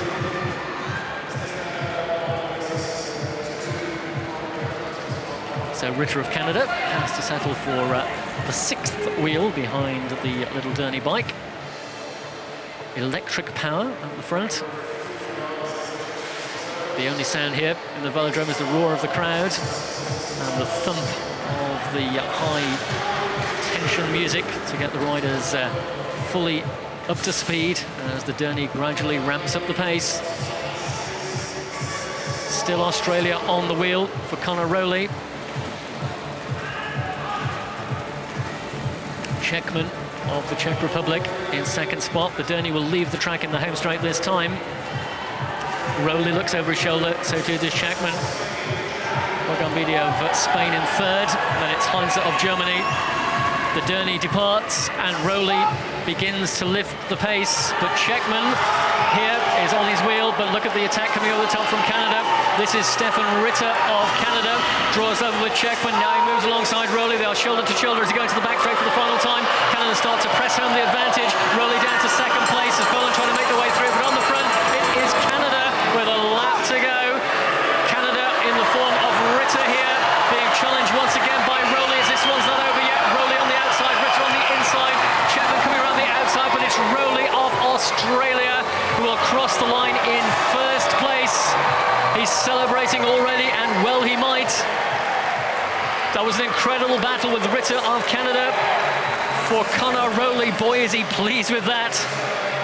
Pumping his fists in celebration. Well, that really is what Keirin Racing is all about. It's the sprint at the end that delivers the honours, and it's Conor Rowley of Australia who's already got the flag, the obligatory flag for the winner to celebrate. He finished ahead of Czechman of the Czech Republic and Orgambide of Spain finishing third ahead of Ritter of Canada, eventually fourth place for the Canadian. Milek of Poland could find no way through from the back, he's fifth, and Heinze of Germany crossing the line in sixth place.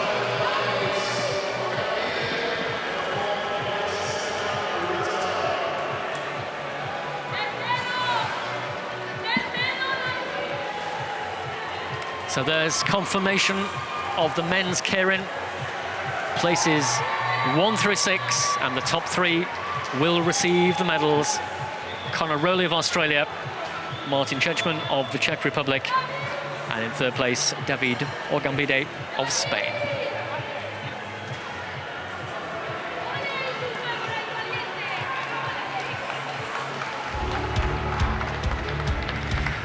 A look back at the start of that one. Orgambide there just stretching the neck muscles. Required a lot of looking behind in the early stages to see who was potentially a threat. It was Rowley who got the wheel of the Durney. Later on, still Rowley there. The attack came initially from Ritter of Canada, making his move around the outside. Czechman poised in third place. Rowley came back at the Canadian when it mattered. And Czechman just getting through just ahead of Orgambide for the silver medal. The Spaniard having to settle for third. But Conor Rowley, the winner and the gold medalist in the men's Keirin. And there's the celebration with the flag. Job done, gold medal won. Conor Rowley of Australia.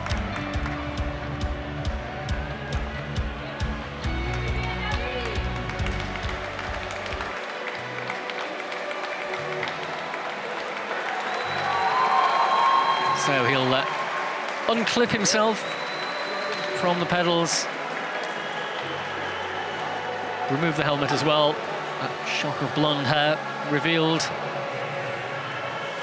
And Conor Rowley, once again, with the flag of Australia, the gold medalist.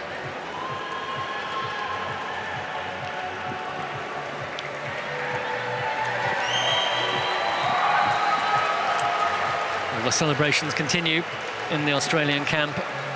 In the meantime, we will prepare ourselves for our next victory ceremony, which is just a few moments away. This is, of course, the victory ceremony for the women's team pursuit.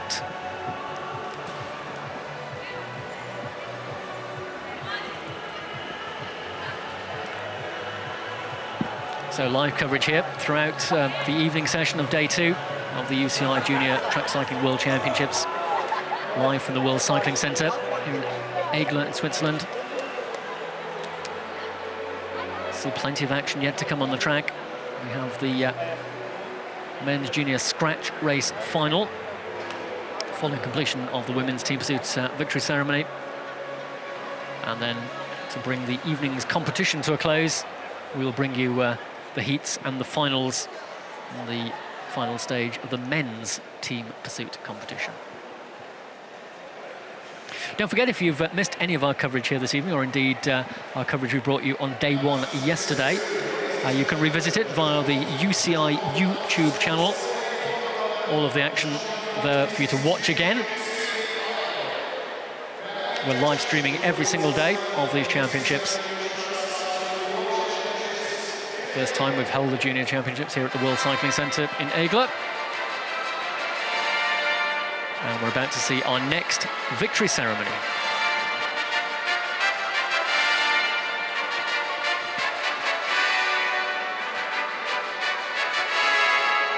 So the maximum number of riders we'll ever attempt to get onto our victory podium. 12 of them in total, 4 per team. There are those rainbow jerseys and gold medals waiting to be presented. But we will begin with the presentation of the bronze medal, which will go to France.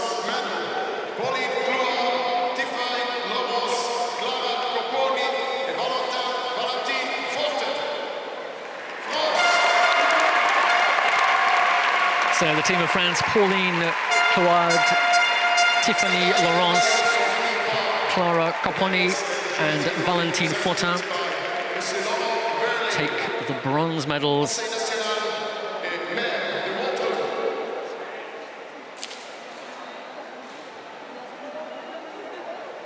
Smiling broadly, defeating Canada in that bronze medal final. So we'll move on now to the silver medalists. Last year's champions, but this year they were beaten in the final.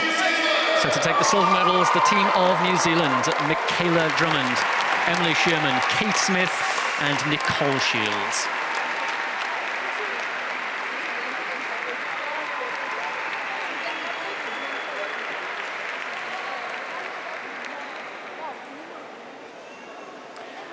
Well, it was a great final. The rider who crashed out there showing the scars on the elbow of her skin suit, but at least she can take away a silver medal. And the team now who will collect the World Champions jerseys and the gold medals are the victorious team of Italy. Elisa Balsamo, Martina Stefani, Chiara Consoni and Letizia Paternoster. There's the flag, ready, prepared, with the words World Champions.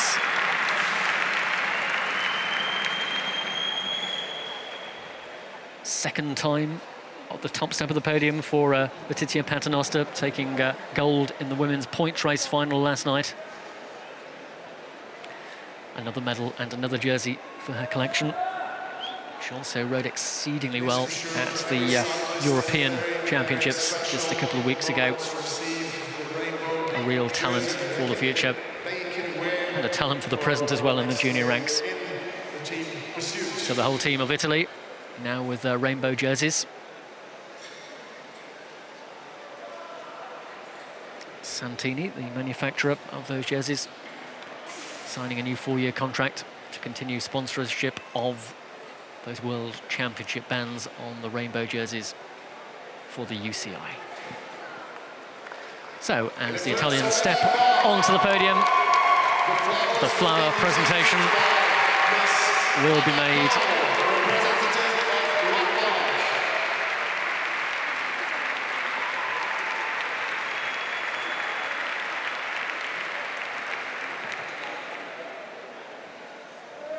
The mini fans in evidence amongst the crowd here. Very warm here, still inside the velodrome. And it doesn't get any hotter than the competition we have seen here for the awards.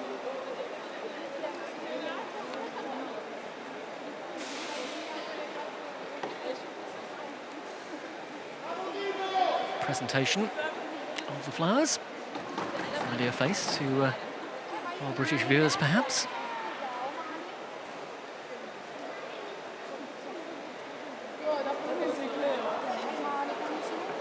As Hannah presents the flowers, see once again the flag being grabbed by the Italian team, celebrating a great victory.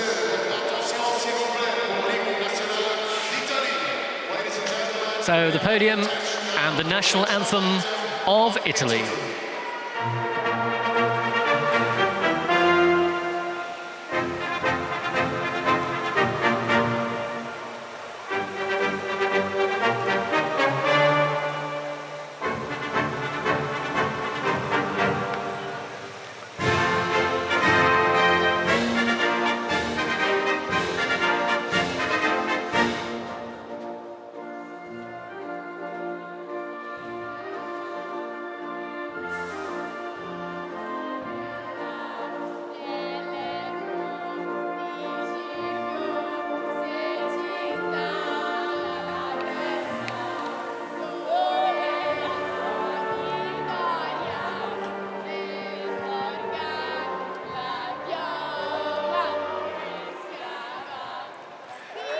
Well, they know all the words Let's as cheer well. up for the Celebrating three the national anthem, the victorious team of Italy, winners of the women's team pursuit.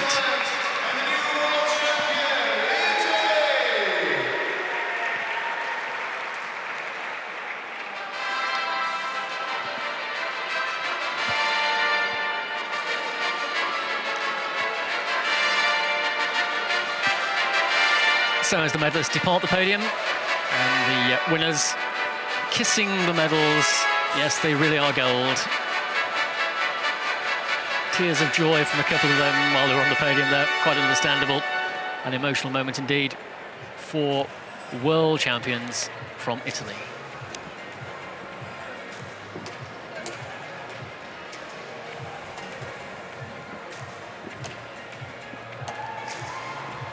Celebrating with other members of the team.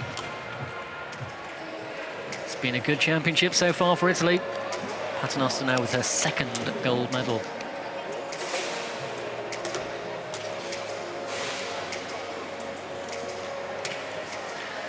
So as the celebrations doubtless will continue for some considerable time, the Italian team, our next event on the track will be the men's scratch race final.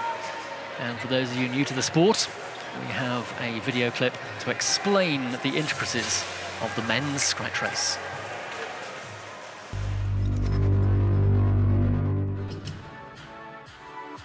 The scratch race is a classic first across the line mass start race. Endurance riders often surge in an attempt to unsettle all the sprinters in the field. In turn, the sprinters will try to shelter with the pack for most of the race, conserving their energy until the final laps. The starter will indicate the leading rider by pointing as they pass on the home straight.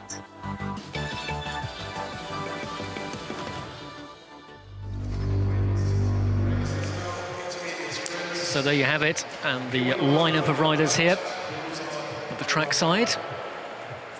Half of them starting in the well of the track, half on the railing at the top.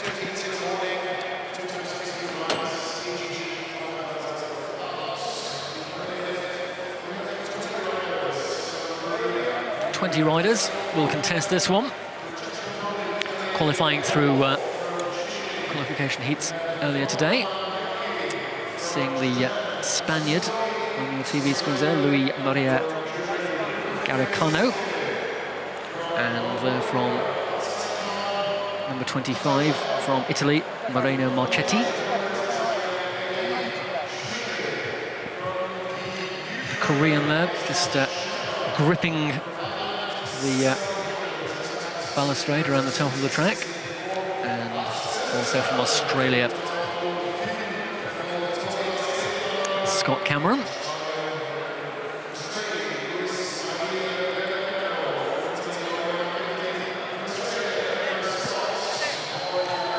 So the starter just making sure that all the riders are present and correct.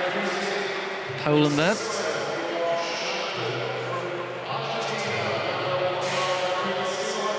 That's Alex Castaldo.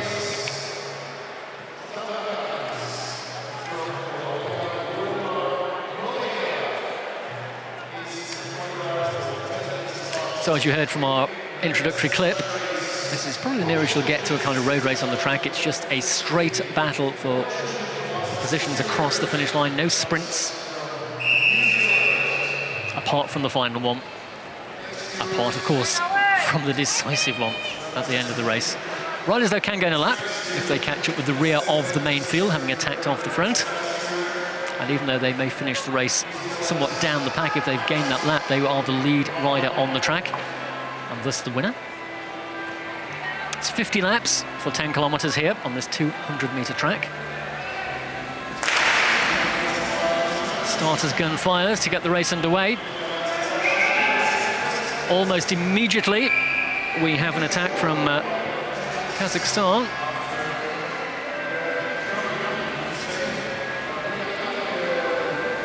In fact, it's Ukraine. Just getting a better view now on our screens of Vladislav Shreban of Ukraine. The infantry has gone away at quite a clip here. Main field are quite slow to respond. And you can see from our long shot, he's got almost half a lap advantage already. So panic and consternation now grip the main field as they realise the danger here presented by Shaban of Ukraine. A lap gain in the early stages will put him in a very good standing indeed. 46 laps still to go. Head of the race for the Ukraine. Australia lead the chase under the scoreboard. Scott Cameron.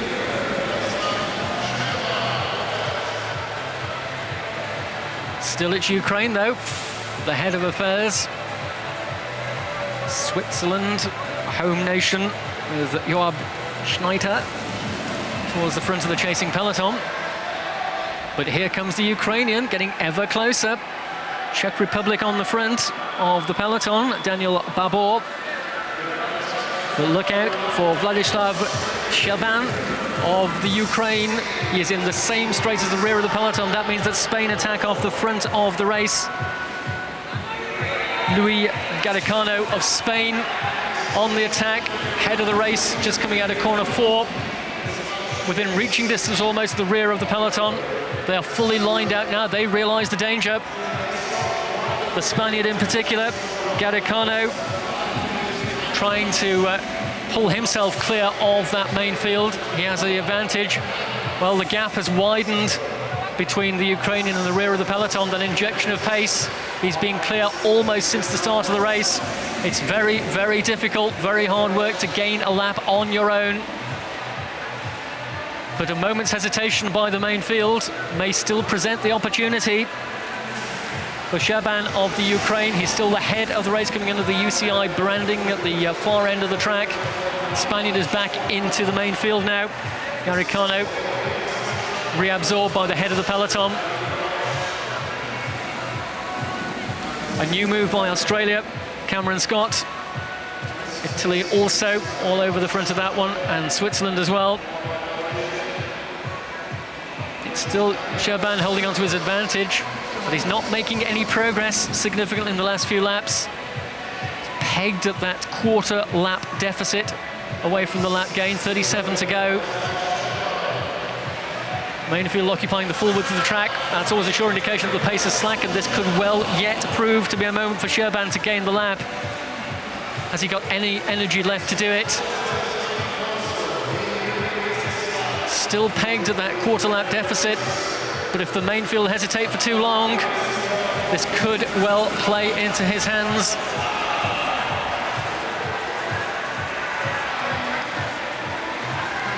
So our camera's focusing on the head of the race. Once again, he senses that lap gain is possible. Each of the teams defending their positions in the peloton, taking a turn on the front.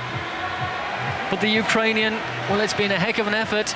Still not with the reward he's looking for, the lap gain, but he's still the leader on the track with 33 to go.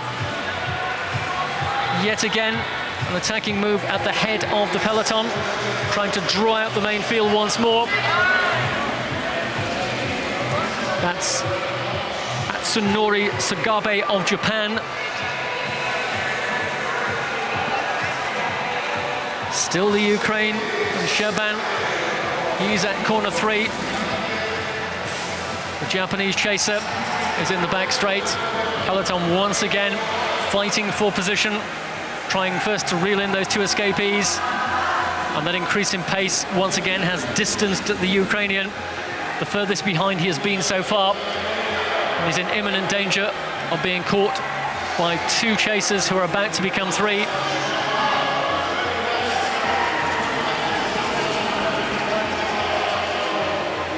Vilmar Molina of Colombia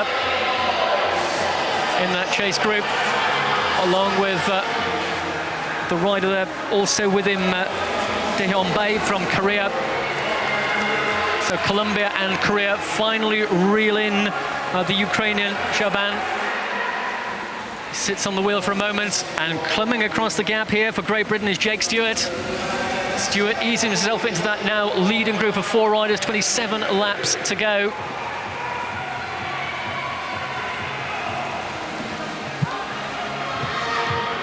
Well, Shaban is still there for the Ukraine. Another attack from the main field. Looks like Ireland and Zeno Young here who is trying to get across to the leaders as well. Young is almost there. An audacious attack from the Irishman. Spain also attack. Race in two distinct groups now, but the leaders being separated by the pace injected by the British rider there.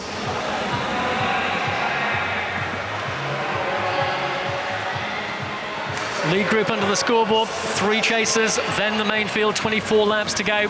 Ireland on the front, Zeno Young, he chased across that lead group. But the peloton once again closing up behind, and the leaders are about to be caught. A regrouping with 23 to go. Great Britain still at the head of the action with Jake Stewart. A moment of respite following a furious period of activity, which saw those attacking riders gain the advantage. Finally, the rider who made the move initially, Vladislav Shaban of the Ukraine, is back in the peloton. But not long before the next moves go, and it is Spain and Switzerland on the attack now. A good move here. Quickly gaining an advantage. Joab Schneider of Switzerland, and for Spain, Luis Garicano.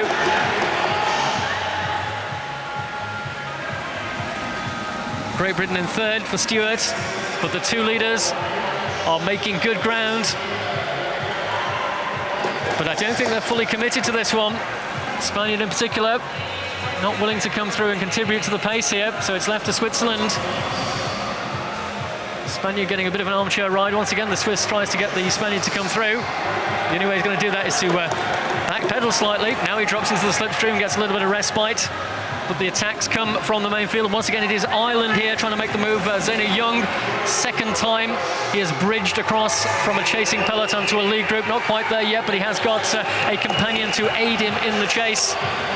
17 to go. Still Spain and Switzerland, but they're about to be joined here by Ireland and Italy. So 4 leaders once more at the head of the race with 16 laps remaining.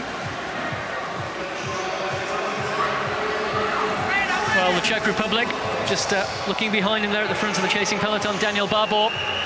It's been non-stop action so far in this men's scratch race. It's not over yet. Switzerland on the front. Joab Schneider. But look at this, another attack from Ireland, Zeno Young. Twice he's chased down an attacking move, got himself into it. Now he's off the front, being pursued by Switzerland. Then it's Italy, Spain, coming around the outside. And another good attacking move here, bridge the gap from the peloton into that chase group. And with the Irishman still clear, making his way across that gap was Mohamed Suhadi of Malaysia in the yellow colours. He's on the front of the race now in the chase for the leader, the Irishman, still with the advantage. 3 chasers now, 5 chasers behind. More regrouping in the peloton. Ireland retain the lead while digging in every strength of reserve he's got. Zeno Young trying to hold off the challenge behind, but he is caught by the 2 chasers. And immediately the main field swarm all over him once more. The race in 2 halves here. Spain on the dividing line between the 2.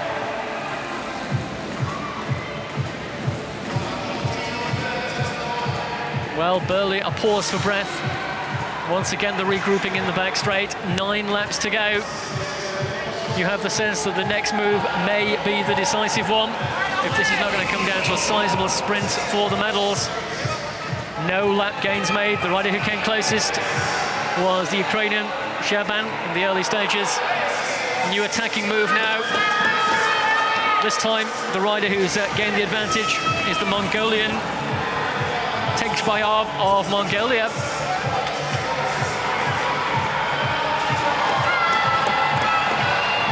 Well, perhaps not a nation you would necessarily associate with a potential World Championship win. But look at this, the Mongolian is well placed with 7 to go. You'll see 6 on the lap board this time round. Chasing hard once more, but the main field cannot afford to relax for a moment.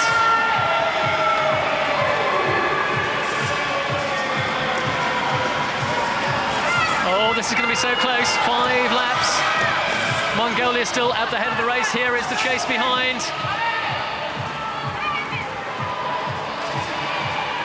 Silva of Argentina chasing in second spot. 4 to go. The back of the peloton is within sight of the Mongolian Tegsbayar. Look at this. Can he do it? 3 laps to go. Well, the main field surely will have realised the danger here. But the Mongolian, provided he remains where he is the head of the race. The potential gold medal for Mongolia here at the World Championships. He's got 2 laps to go. 400 metres separate Mongolia from a famous victory. He will get the bell this time round. 1 lap remains. Digging as deep as he can. The victory, he's sensed it now with less than half a lap to go. And the celebration surely for Mongolia. Look at that, he takes the scratch race victory. What an incredible ride.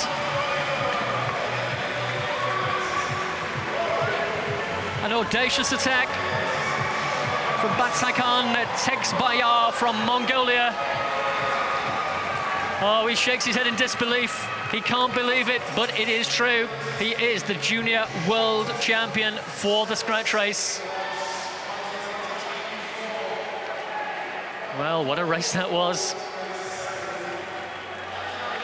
And even if you're an expert on picking the form at the start of that one, in fairness, Batsakan Tegsbayar may not have been at the top of your list of favourites, but he delivered.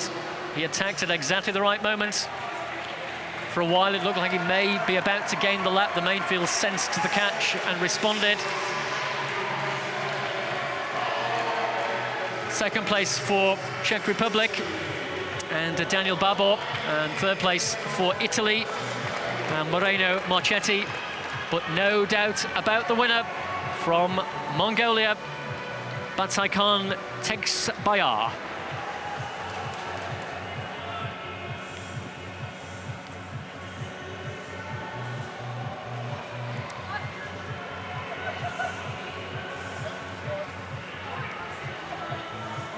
Well, I don't know how many spectators we have at the World Cycling Centre from Mongolia. Czech rider's got his flag. Almost coming to grief with it as well. Quite a sizable flag he's got. Complete with flagpole as well. Well prepared are the Czechs. Celebrating a silver medal. Italy get another place on another World Championship podium, this time the bronze for Marchetti. But the man of the moment, the gold medalist and world champion, I don't think he can quite believe it. From Mongolia.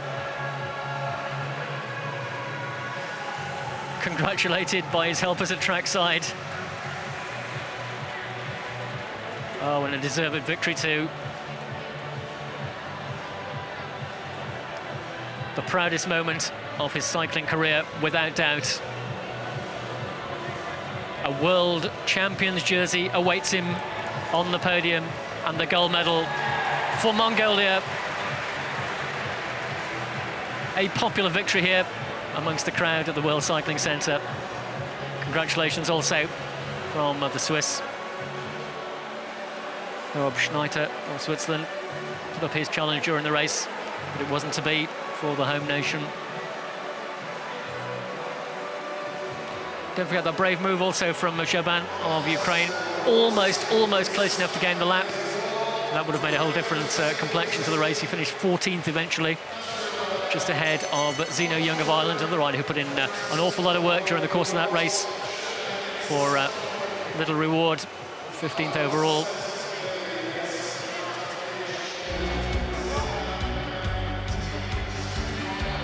Well, we do think that maybe Varuna here has done some training here. So we were talking to Brian Cookson earlier about the use of this track as a training venue, and I can tell you that the winner of the scratch race has done a lot of his training here, so he'll know these boards very well. He'll be accustomed at riding on this 200-metre track, and boy did it show in that final. He attacked when it mattered, he got the gap, and no one could close him down.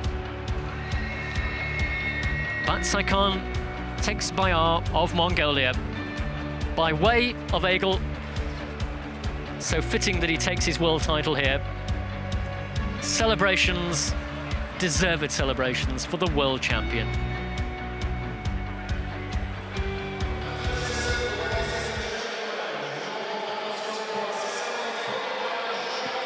Well, he'll doubtless be looking forward to taking his place on the winner's podium a little bit later.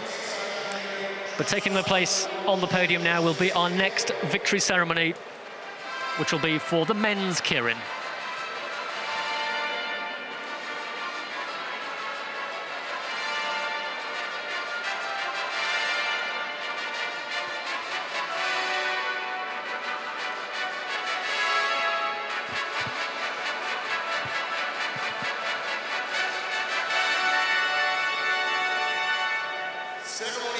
So Brian Cookson, the president of the UCI, back with us to present the medals and the jerseys to the champions of the keirin.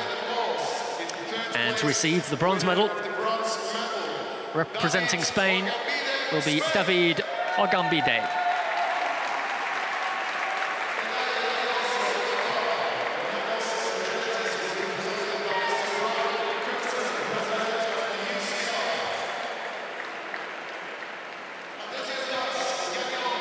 The silver medal goes the way of the Czech Republic, Martin Čečman.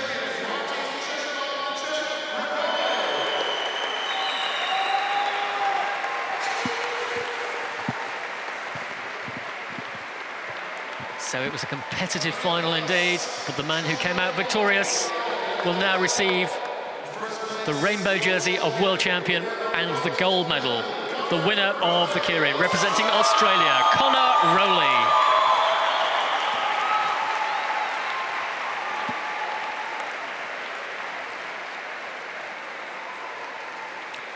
So he got silver yesterday in the team sprint. Now he's got the gold and the rainbow jersey to go with it. The world champion for the men's keirin.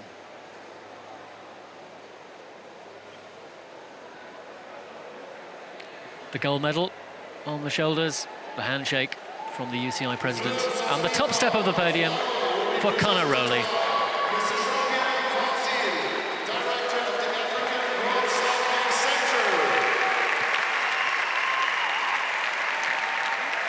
Now the flower presentation. Handshakes for each of the riders on the podium. And as Connor Rowley will receive his bouquet, we will hear the sounds of the national anthem of Australia. For the national anthem of Australia.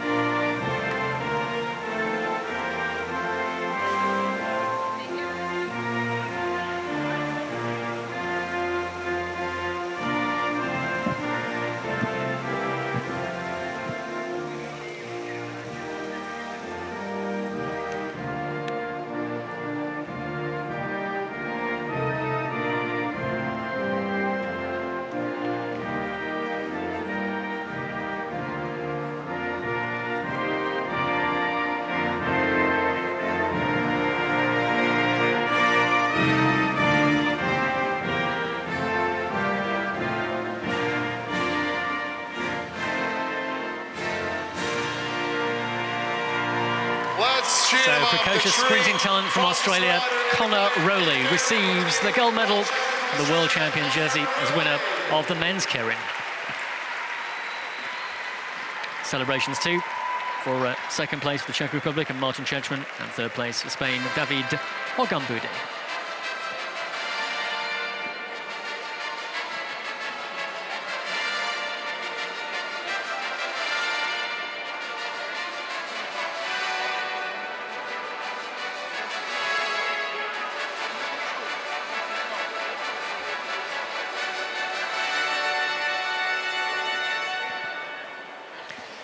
So another victory ceremony complete. Numerous editions of the Santini rainbow jersey to be signed here by the gold medalist.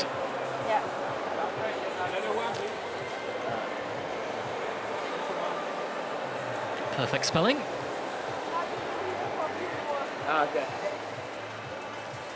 And as he heads away to celebrate the sight of our scratch race winner there, still blinking in disbelief. We'll see his victory moment on the podium very shortly, but our action on the track will continue now with the men's team pursuit finals. As we saw with the women's competition a little bit earlier this evening, there are heats for 7th and 8th place, 5th and 6th place, and then the medal rides for bronze and then for gold. So the first event on the track in this finals lineup will be the heat for 7th and 8th place, and taking the start in the home straight. For Germany, Bastian Flick, Per Munstermann, Richard Banusch and Rico Bruckner. And in the back straight for Italy, Stefano Oldani, Michel Gazzoli, Filippo Foranato and Giulio Massotto.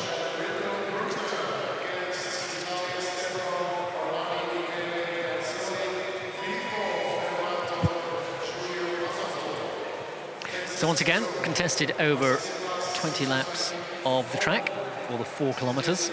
If the team is caught, then the competition will come to a premature close, with the catching team being awarded the victory.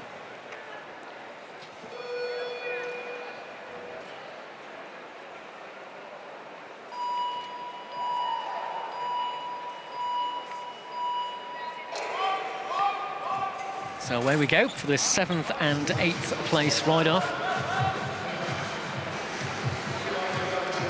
Predominantly white colours of Germany, the yellow and black bands taking on the azure colours of Italy.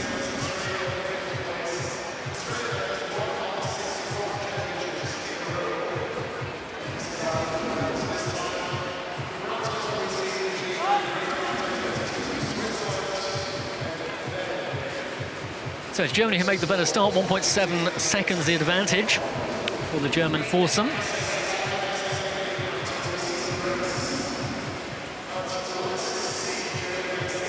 Gap remains at the conclusion of the next lap.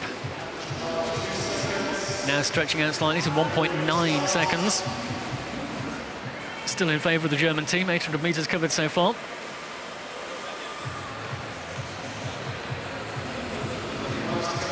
And approaching completion of the opening kilometre.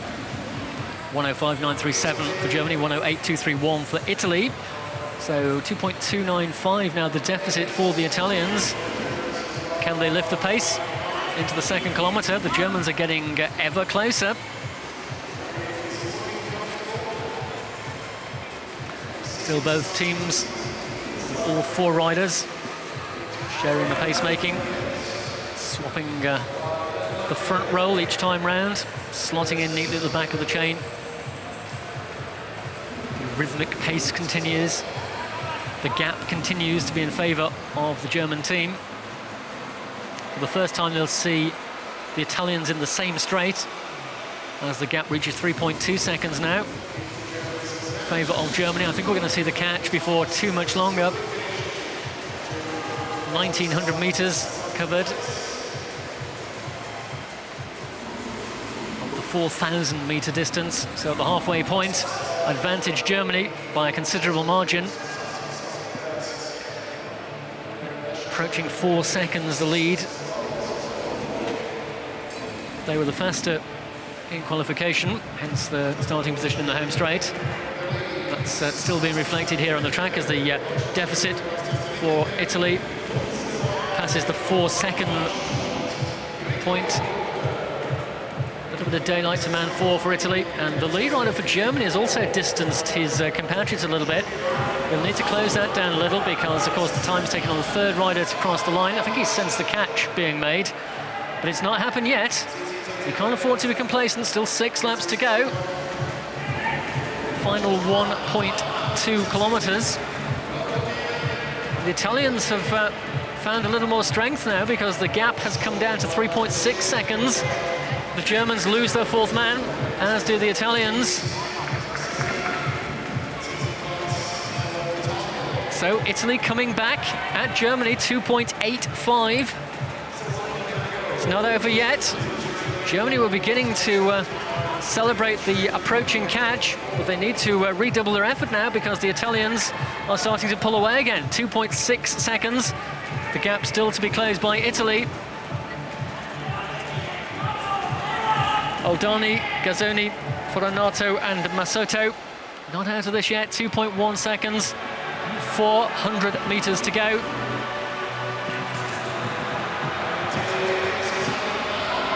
And they're almost back on terms. 1.4 seconds. This is going to be one of the greatest recoveries we have seen in a team pursuit match. The Germans have this all but won, but the Italians could yet gain the victory. Into the final lap. This is where it will all count. 1.1 seconds for Italy. They've got the faster closing pace, but the advantage the Germans carry into this, is it enough to bring them 7th place? Yes, it is. But the Italians really challenged in the closing stages. They finished just 0.7 of a second behind Germany. And for a team who almost caught the Italians at one point, a great resurgence of effort from Italy. They finish 8th, but in no disgrace at all. It was a super ride from the Italians in that heat with Germany. 4:13.174 for Germany, place 4:13.905 for Italy. So 7th place for the Germans and 8th for the Italians.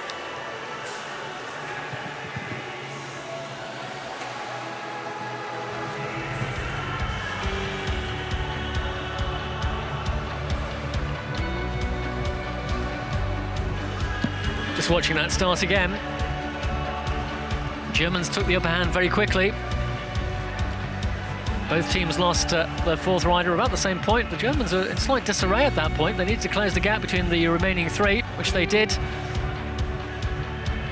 in relatively short order. They sensed, I think, that the Italian challenge was far from over. And just a slender margin of victory at the end of the day to secure 7th for the team of Germany. Next up will be the heat for 5th and 6th place, contested between France and Australia. It's a long time since Australia went in the gold medal ride in the team pursuit at the Junior World Championships.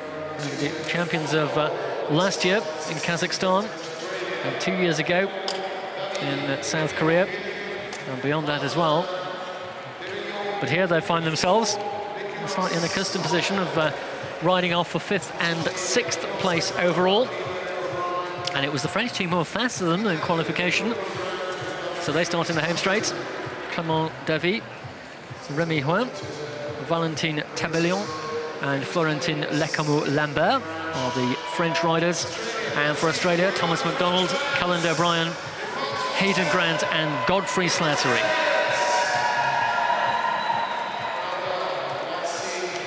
The Australians are the world record holders, taking that title way back in 2011 in Moscow, 4:02.632. Into the final countdown to get this one underway.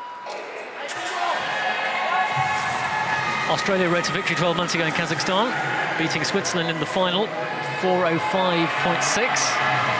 Shy of the world record pace, but enough to secure the victory. France start in the home straight, Australia in the back straight. Marginally the faster departure from the starting 8 for Australia, reflected in the early split times.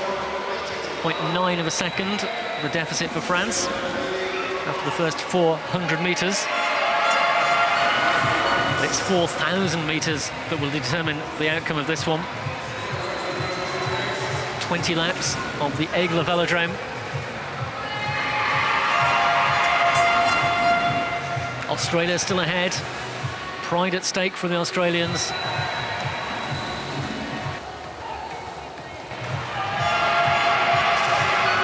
France still in the fight though, just 0.2 of a second behind.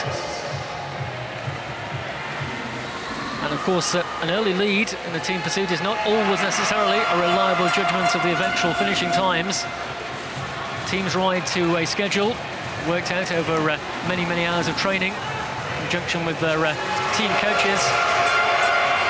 Sometimes you'll pay for a fast start by losing ground in the closing stages. And the team who have a deficit towards the beginning of the match can ramp up the pace towards the end, deliver some pretty rapid closing laps, and with it secure victory. And that's the way it's looking at the moment, because Australia are now falling behind the pace of France by 0.5 of a second. Not yet at the halfway point. Still, both teams with all four riders. Valentin Tebellion swinging off the front for France. 0.83 of a second. That's how far behind the Australians are at the moment. So this is still very much in the balance at the halfway point. First to lose a rider are Australia. They're down to 3. They have to finish all 3 to record the time, which is taken on the third man across the line. Cullen O'Brien, a rider who's been dropped for Australia. Man 3 for Australia, struggling with the pace as well. The daylight here between man 3 and man 2 has to be closed, because he is the rider who will record the time. The French team, I should say, in the ascendancy currently. Still that gap. Now it's between the leader and second place rider for Australia. 2.19 seconds, they still trail France. Still all 4 members of the French team, one behind the other, matching bikes, indistinguishable from each other behind those visors, drilling out the pace and starting to take this race very much by the scruff of the neck. The Australians falling further and further behind. At least they have their 3 riders now in a line with no gaps between, but here comes France as they shed man 4 with just a couple of laps to go. The catch gets ever closer. Well, Australia are almost certainly to be caught here by the French. Into the final lap, but the catch is made. So France beat Australia. The catch made in 3:54.966. And last year's champions will have to settle for 6th place on this occasion. Beaten comprehensively, it has to be said, by the French. Clément David, Rémi Houen, Valentin Tebellion and Florentin Lecamus-Lambert.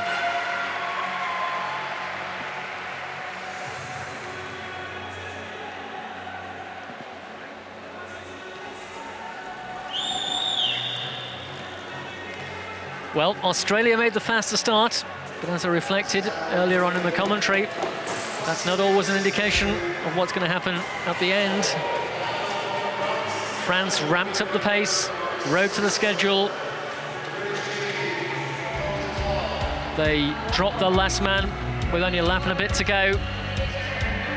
All 4 having contributed to the pace up until that point, and they delivered a great win for 5th place overall in the men's team sprint.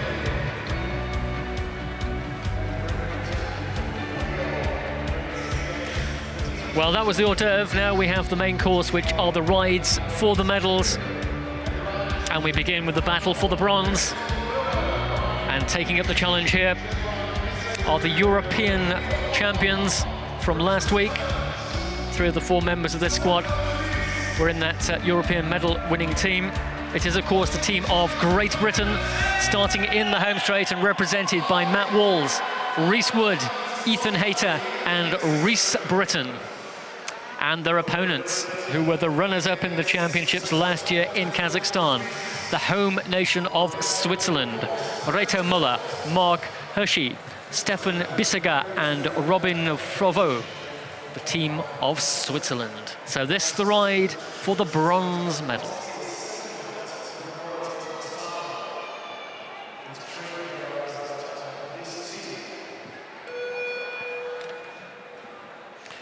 into the final few moments of the countdown to get this penultimate heat of the men's team pursuit underway.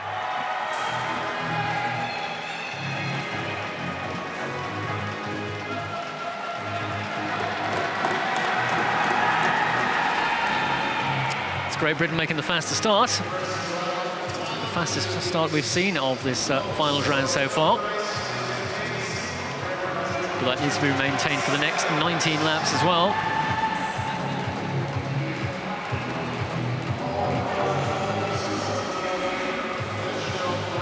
Great Britain swapping out Fred Wright from the European gold medal team, replacing him with Rhys Britton. Great Britain posting that gold medal ride in 4:04.142 in Montichiari. World record, as we mentioned, was posted by Australia back in 2011 in 4:02.632, 17th of August in Moscow, Russia.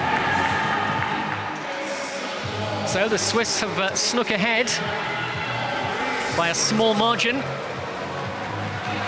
14 laps still to go, just on 1,100 metres of the 4,000 covered. 0.418 the deficit for Great Britain. This team, who do their training at the National Cycling Centre in Manchester in England, the first 250-metre indoor velodrome in the United Kingdom, and very much a key to the success both of the British senior and junior squads over the years. The home of British cycling as well, and these riders are in the battle for the bronze medal, but the home nation here in their home stadium, the World Cycling Centre in Aigle, a beautiful venue in impressive surroundings. And it is the Swiss who still have the upper hand by 0.3 of a second.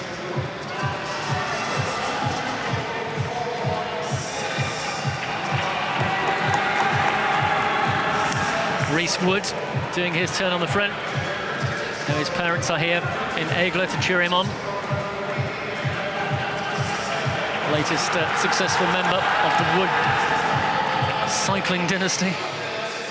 But the Swiss still maintain the advantage, but now it swings once again in favour of Great Britain. Into the second half of this match, 7 to go. Great Britain begin to ramp up the pace. They know how to win big, but that European medal still very, very fresh in their mind, I'm sure. The bronze is the best they can hope for, but to overcome the home nation in the battle for that would be an achievement. Strong support, as you'd imagine, for the Swiss here in Aigle. Both teams down to 3 riders now. 3,000 metres covered into the final kilometre. Advantage for Great Britain by almost a second. Coach at trackside indicating to the riders exactly what they need to do. Ethan Hayter taking his turn. Rhys Wood again slotting into the lead position. Well, now 2 seconds further back are the Swiss team. It looks like 4th place may well be their destiny. And another team pursuit medal beckons for Great Britain. It's Ethan Hayter on the front, that red helmet. It's a Swiss lineup to cross the finish line. Not there yet, 2.6 seconds behind. Great Britain, well, they won't make the catch, but that doesn't matter, because across the line, all 3 riders alongside each other. That's the way to finish in 4:04.661. Bronze medal for Great Britain. Matt Walls, Rhys Wood, Ethan Hayter and Rhys Britton to add to their gold from Montichiari. A handshake, a celebration, a job well done for the British team. Matt Walls is the rider, dropped with a couple of laps to go, but he'll join in the celebrations as well, because it's bronze for Great Britain in the men's team pursuit.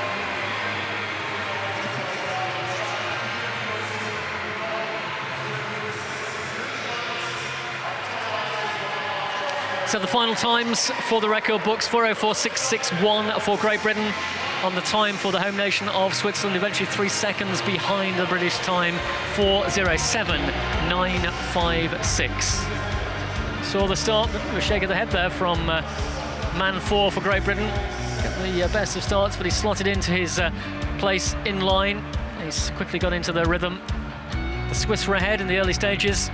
Great Britain gradually incrementing the pace throughout the 20 laps and eventually delivering the win in good order too. 3.295 seconds, the winning margin. Our shot showing Ethan Hayter and Rhys Wood hand in hand, celebrating victory and the bronze medal.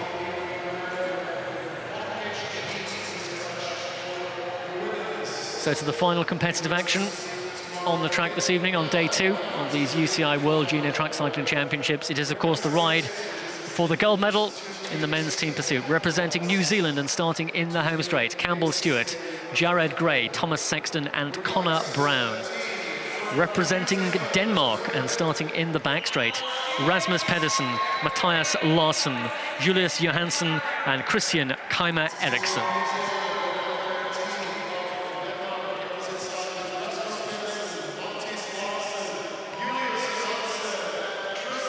Well, some great symmetry on the New Zealand squad. 2 of the riders with white helmets, 2 with black, to match the black and white colours, of course.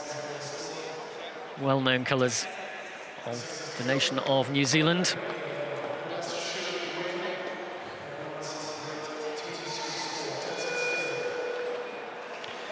New Zealand took the bronze 2 years ago in Gwangmyeong, South Korea.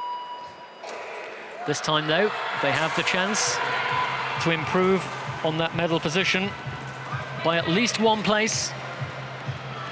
But if they defeat Denmark, they will be the champions and the gold medalists. So it's New Zealand making the faster start.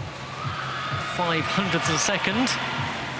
Barely visible, the gap between the 2 teams after the completion of the opening lap. Our split screen view showing you the relative positions at either side of the track.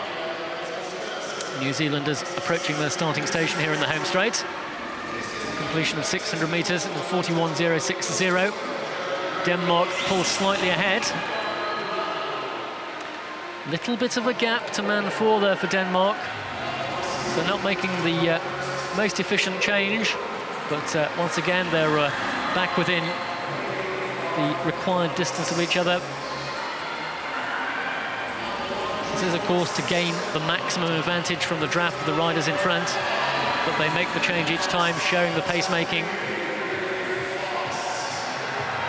Dropping back down to the well of the track, latching onto the wheel of man 3. Having relinquished the lead to your teammate. Still driving hard for Denmark, Rasmus Pedersen is their leader, and out of the lead line for Connor Brown of New Zealand. 0.7 of a second. Denmark lead by 1,600 metres at that time check point. We're within a lap or so of half distance.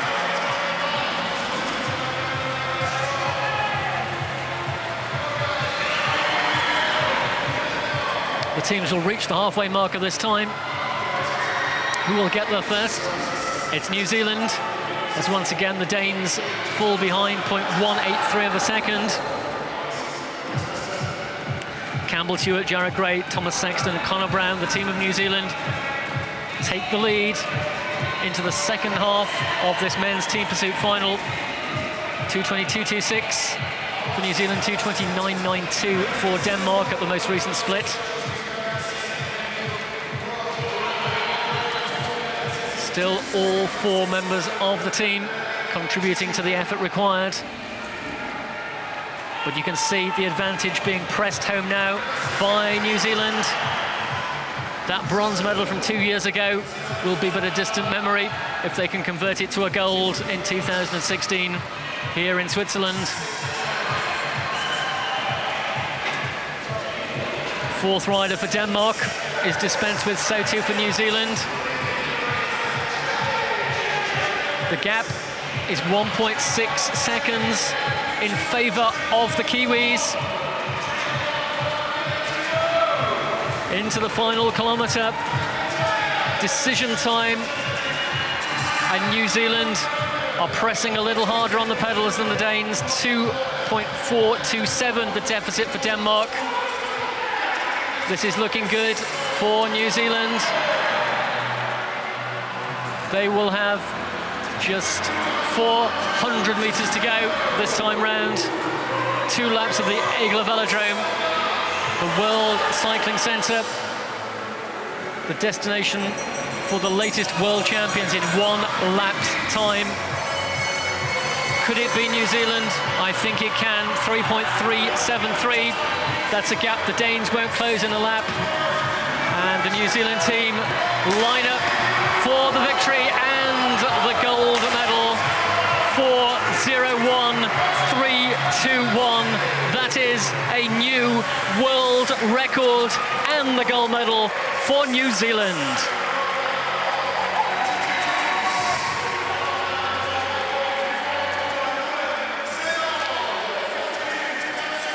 Well, it was a commanding ride.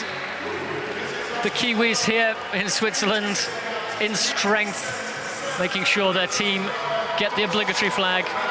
Not the cleanest of takes there. Just be cautious. Hopefully the riders will notice the flag sliding down the track and will retrieve it at the right moment.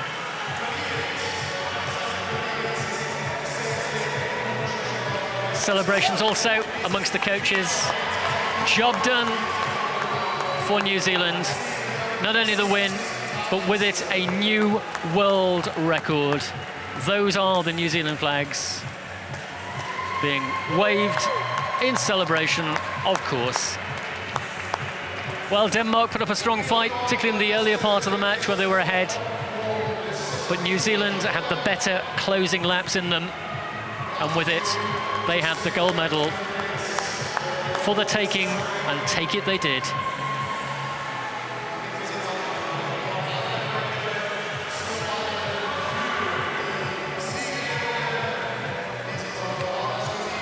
Campbell Stewart, Jared Gray, Thomas Sexton and Connor Brown, the new world champions, the new world record holders for the men's team pursuit.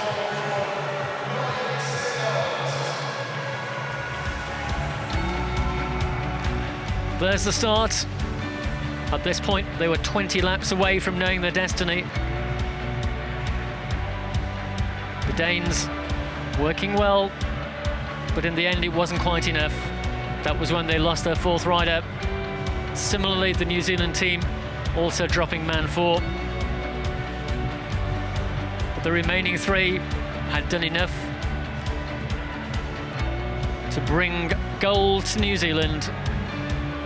And as they crossed the line in triumph, the victory salute wasn't far away. And that was it for New Zealand, the world champions.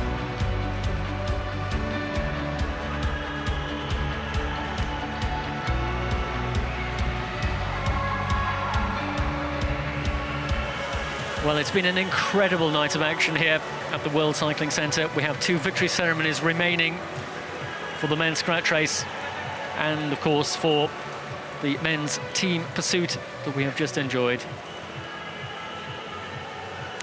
It's been a historic night as well here with what I imagine, without checking back through the record books, is the first ever World Junior gold medal for the nation of Mongolia. It was Batsakan Tegsbayar of Mongolia who rode to triumph in the scratch race, beating Daniel Babor of the Czech Republic and Morena Marchetti of Italy into 2nd and 3rd respectively. And it's the medal ceremony that we'll see very shortly.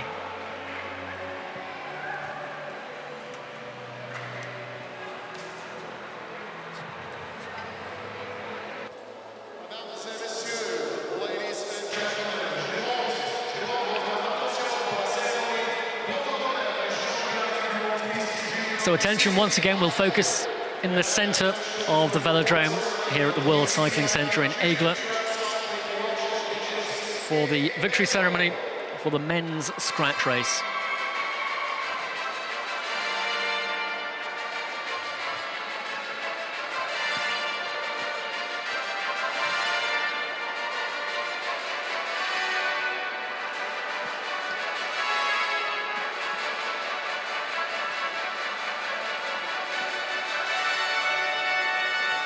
Once again, it'll be the UCI president, Brian Cookson, OBE, who will present the medals and the jerseys. And the jersey, of course, the rainbow jersey, will go to the winner. But our first medal presentation is for the bronze medal, going to Italy and Moreno Marchetti.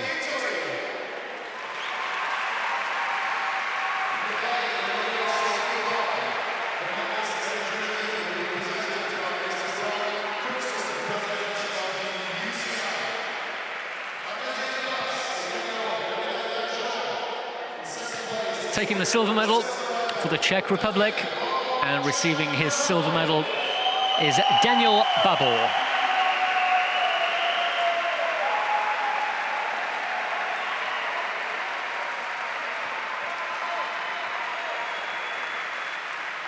Pretty pleased with that, but I think the man with the broadest smile on his face on this podium will undoubtedly be the gold medalist. A victory for Mongolia. Batsaikhan Teghbayar of Mongolia is the world junior scratch race champion. He can hardly believe it still. He'll believe it now. He's got the rainbow jersey and he will shortly have the gold medal. I think that may just have been the loudest roar we have heard so far this week inside the World Cycling Centre. It was an incredible ride for Mongolia, celebrating, enjoying every moment. Words of great congratulations, I'm sure, from Brian Cookson, the president of the UCI. We heard earlier from Brian this evening, and he joined us at the commentary position. How important the growth of cycling across the world is, and a victory for Mongolia is another key stage in that process. The world champion for Mongolia, Batsaikhan Teghbayar.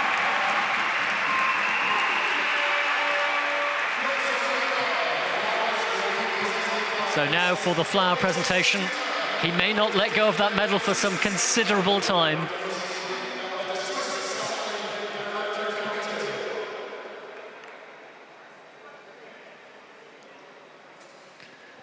And there'll be no prouder man than when he hears the national anthem of Mongolia in just a few moments' time. Sealing an incredible day for him at the World Junior Track Cycling Championships. Here is the national anthem of Mongolia.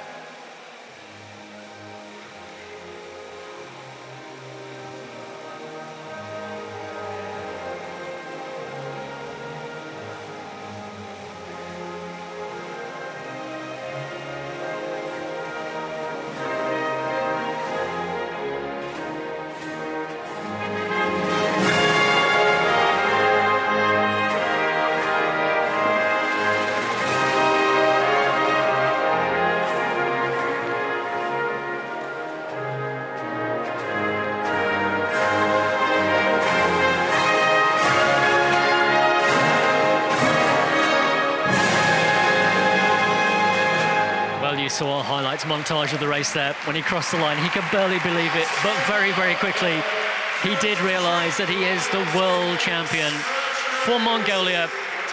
Batsaikhan Teghbayar. Second place in silver for Daniel Babor of the Czech Republic, and third for Moreno Marchetti of Italy.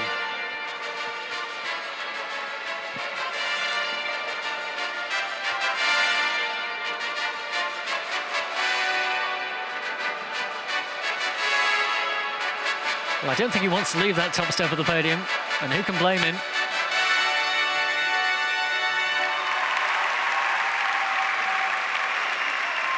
All the photographers want a piece of that. A little bit of history at the World Junior Track Cycling Championships. And there is confirmation of those medals just awarded. So one more victory ceremony to go before we wrap up proceedings here on day 2 of the 2016 Junior Track Cycling World Championships here in Aigle. And this is, of course, the victory ceremony for the men's team pursuit. Men's team pursuit that we've just seen in a new world record time for New Zealand. Well done, guys.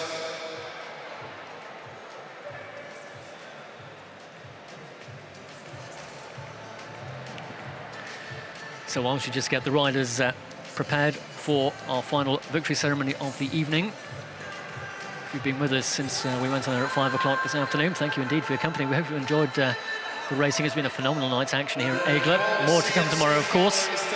Live streaming every single day of the championships here on the UCI channel. And don't forget, if you've missed any of the action, you can revisit it. Like and subscribe to the UCI channel on YouTube, and all of the action available for you there to revisit time after time.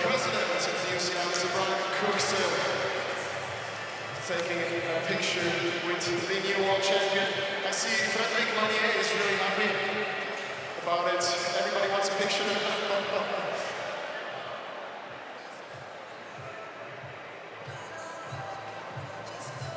You'll find all the results as well on the UCI website, updated daily. And some great photographs. Look out on social media feeds. We've got our own hashtag of #Aigle2016 on Twitter. If you would like to tweet and include that, so we will see it here at our commentary position. So, the autograph, a picturesque one indeed, from the winner. Beautiful. Well done to Mongolia, the world champions of the scratch race. So to our final presentation ceremony of this second day of the competition. It will be for the men's team pursuit.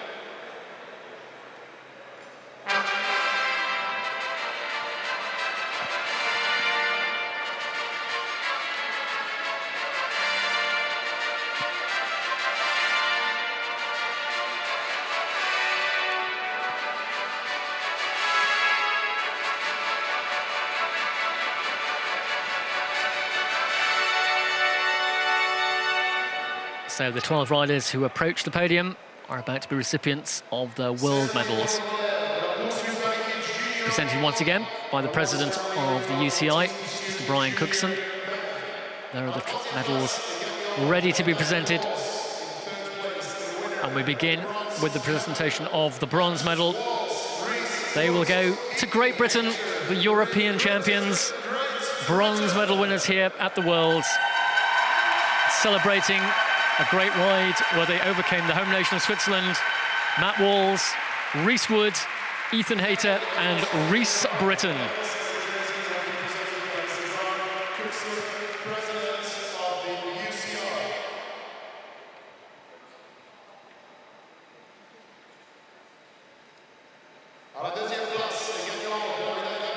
So the full squad taking to the podium.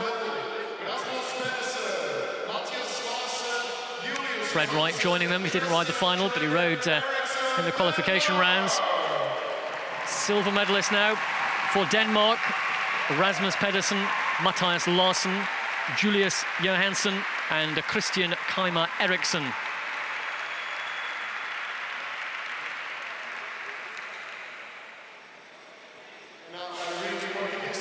And so we come to the winners of the gold medal. And in a new world record time as well, the world champions are New Zealand. Campbell Stewart, Jared Gray, Thomas Sexton and Connor Brown.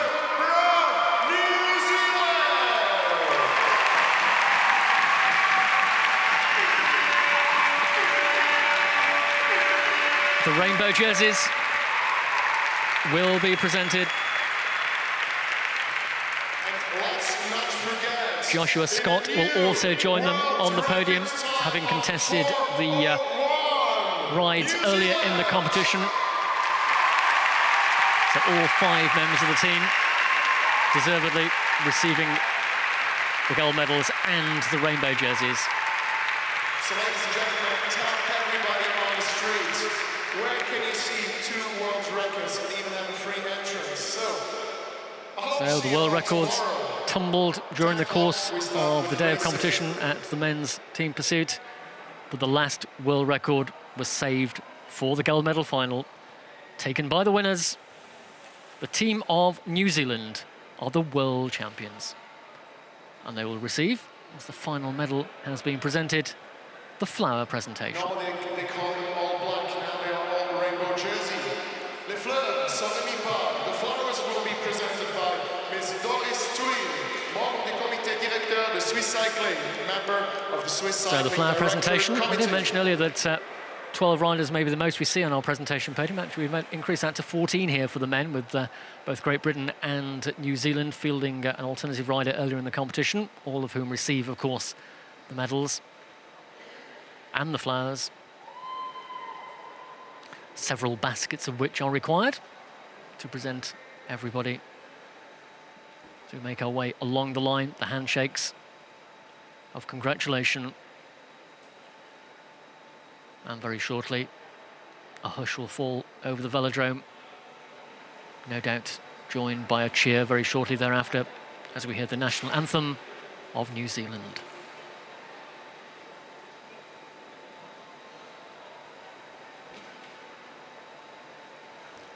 And with the flower presentations complete, it is now time for that national anthem.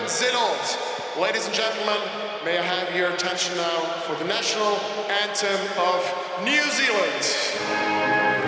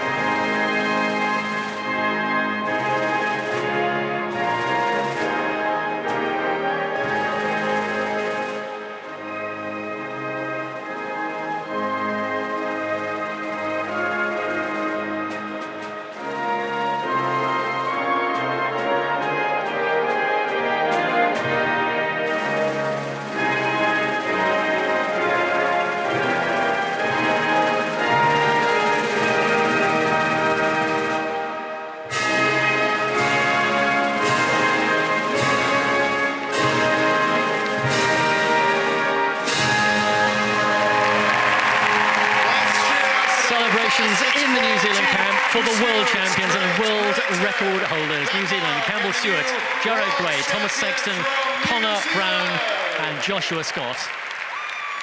Silver medal for Denmark and the bronze for Great Britain.